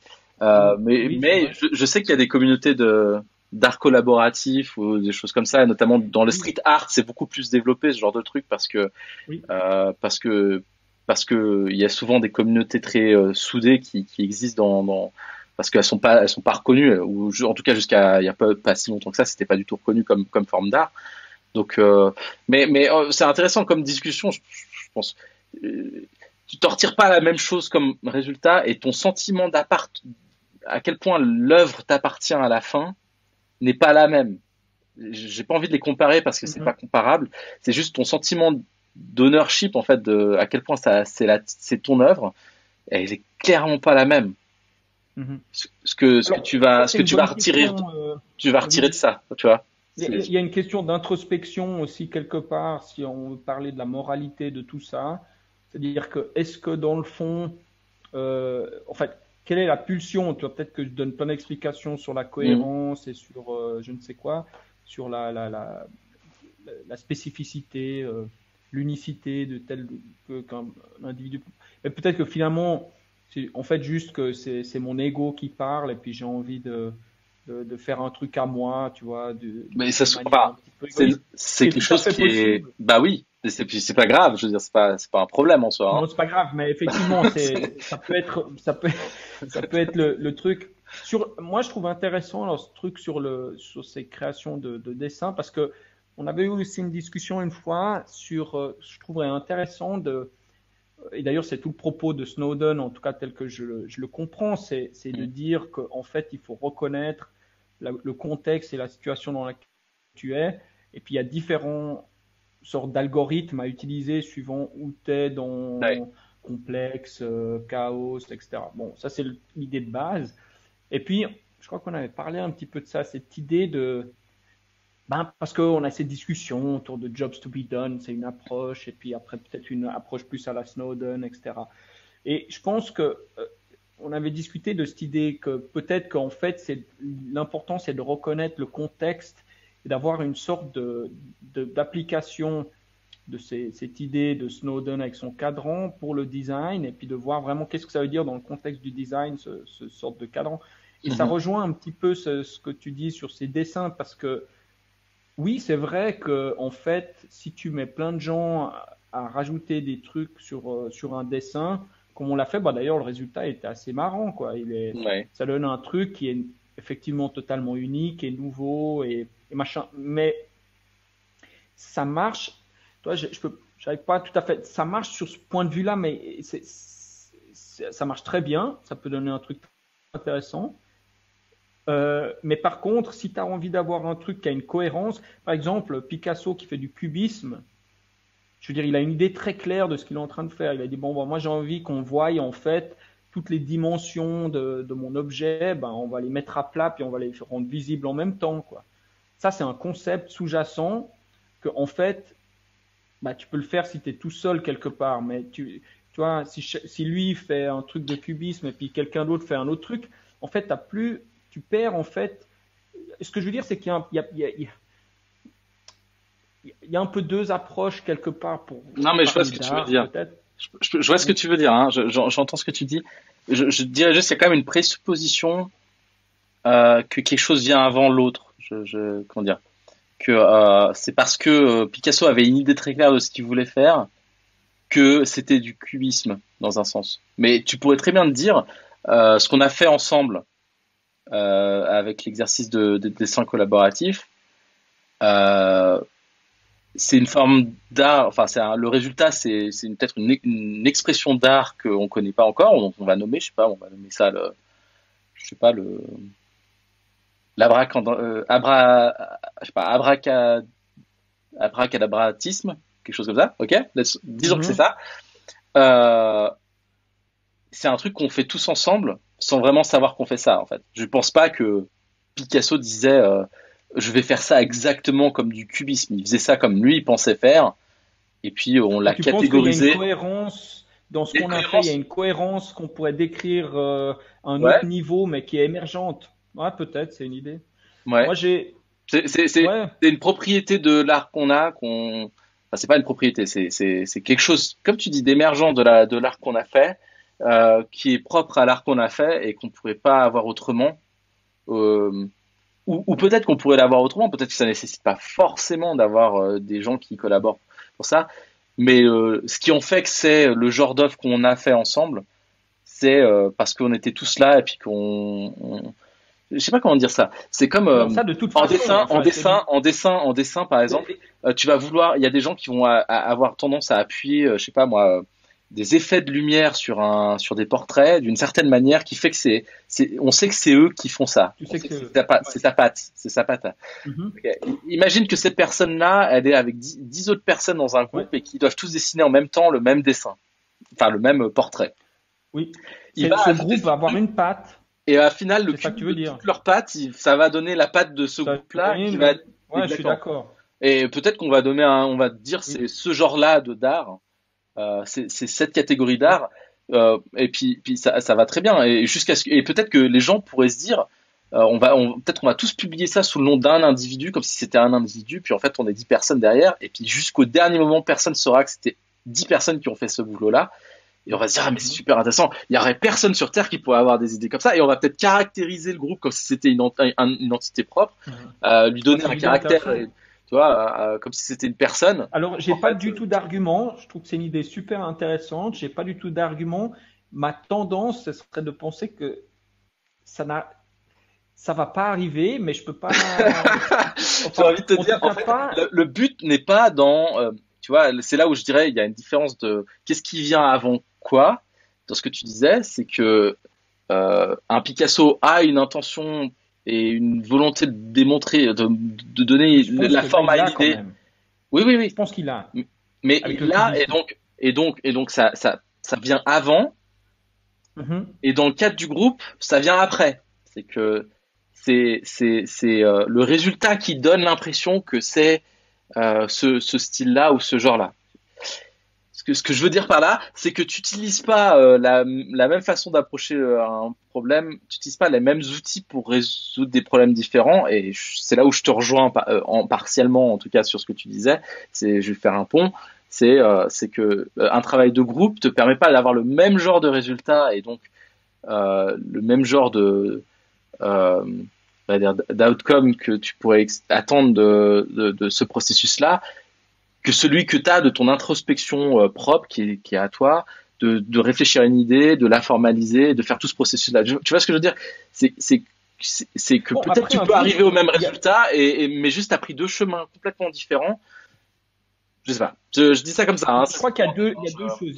Il y a l'idée que, bon, moi en tout cas, c'est mon intuition que c'est deux processus assez différents d'avoir un groupe qui fait un dessin puis une personne qui fait un dessin. Ça, c'est une sorte d'intuition. Après, pour le groupe, ce qui est intéressant, c'est que tu as t'as quand même des groupes, plein de groupes dans le monde qui font des choses avec beaucoup d'intention. Et c'est Mhm, des groupes en général qui ont une certaine hiérarchie, mhm. ou alors je sais pas exactement comment, ou même pas forcément, parce que tu as des trucs comme tout ce qui est euh, les libres, logiciels libres, etc. L'open source, Euh, ouais, tout ce qui est open Open source. source, tu as beaucoup de travail quand même intentionné dans une direction, mais pas avec forcément. Alors, souvent, tu as un gars dans le réseau qui donne une impulsion et puis qui quand même définit un peu la direction. Ouais. Euh, donc, dans un groupe, tu as quand même plusieurs sortes de. Tu as plusieurs possibilités. Tu peux aussi avoir des sortes de groupes plus hiérarchiques ou alors plus. Mais Mais je trouve dans cette idée du dessin, c'est intéressant parce que là, vraiment, il n'y avait pas il y avait aucune instruction. Chacun, en fait, rajoute comme il ouais. veut un peu des choses. Et puis, dans un contexte tel que celui-là, alors oui, je suis d'accord, il y aurait une patte, mais il y aurait pas de, c'est pas un art conceptuel du tout, quoi. Et il y a des arts qui sont conceptuels quand même. Il y a des choses qui sont conceptuelles. Mhm. Ouais, possible, ouais. Possible, ouais. Après les outils qu'on a utilisés pour réaliser cette œuvre Parce que le but n'était pas, l'intention n'était pas d'avoir une œuvre, t'es d'accord? C'était une excuse pour une discussion, pour un échange. Mhm. Donc, Oui. le résultat, en fait, l'objectif n'était pas d'avoir une œuvre à la fin, tu vois. Donc, ça Ouais. veut dire que le fait que ça soit une œuvre, c'est un heureux accident, comme tu as utilisé ce terme-là plus tôt. C'est une conséquence indirecte de ce travail-là. Mais t'as des choses plus directionnelles, plus dirigées. Par exemple, Wikipédia, c'est un bon exemple de quelque chose de complètement collaboratif. Et pourtant, tu peux pas dire que tu lis une page Wikipédia et c'est pas du tout cohérent. Mais c'est plus dirigé parce que il y a un Mhm. contexte au sujet dont on est en train de parler qui fait que par nécessité, le mec il va pas commencer à parler de voile dans la définition ou de bateau à voile dans la définition de je sais pas moi euh, je sais pas moi de la méthode scientifique bidule, tu vois, parce que ça fait Mhm. pas de sens de parler de ça. Et puis si jamais il le fait, bah il y aura 25 gars derrière qui vont le corriger pour dire mais qu'est-ce que tu viens foutre ici, ça a rien à faire là. Enfin, je veux dire, c'est Mhm. donc j'ai envie de dire il y a les outils, il y a le contexte et il y a ce que tu ouais donc, j'ai envie de dire le fait que tu utilises des mots et que on va dire qu'on est tous d'accord sur des sens communs sur certains mots, fait que ça va naturellement un peu diriger aussi les choses dans un Ouais. sens, ce Mais qui n'est pas forcément le Wikipédia, cas avec peindre par exemple ou dessiner. Tu vois, il y a il y a un côté beaucoup moins formaliste à la chose. J'ai envie de dire, ça peut être beaucoup moins mais bon. Wikipédia, c'est un super exemple. Par contre, c'est c'est quelque chose où, si on veut, la loi des crowds, comment on dit, La du loi des monde, foules, des foules, l'intelligence merci. collective. Tu parles d'intelligence L'intelligence collective. collective, en fait, marche très bien parce que, en fait, on aimerait, en fait, pour les définitions, c'est des choses, on n'est pas en train forcément d'innover sur quelque chose. Moi, j'ai Mhm. l'impression que c'est, alors pour reprendre ce C'est terme avoir une moyenne. d'innovation, C'est avoir une moyenne. voilà, il L'intelligence faut, collective, en fait, c'est bien pour avoir une moyenne. la meilleure définition de ce que c'est qu'une vache, eh ben, c'est la moyenne de toutes les définitions que les gens Ouais. ont d'une vache, quoi.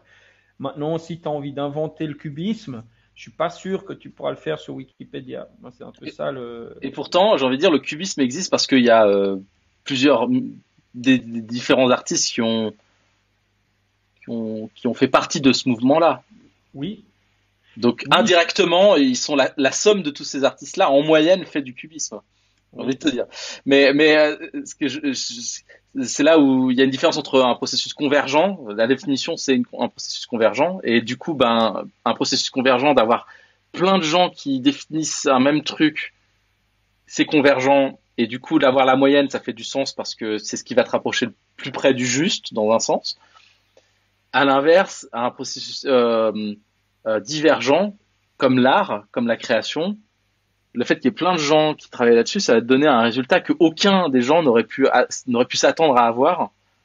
Donc la somme de tout ce travail-là, ça donne quelque chose d'improbable dans le sens où chaque individu n'aurait jamais pu intentionnellement arriver à enfin ils auraient peut-être pu, mais je veux dire ils auraient individuellement ils auraient peut-être jamais pensé à faire certaines choses, ils auraient jamais pensé à faire ça, et donc on aurait potentiellement jamais eu l'œuvre qui aurait pu être créée, tu vois. C'est un peu différent en termes de, je pense, de résultats que tu peux attendre de ce travail-là. Et puis je sais pas si c'est forcément de l'intelligence collective quand c'est dans ce sens-là, tu vois.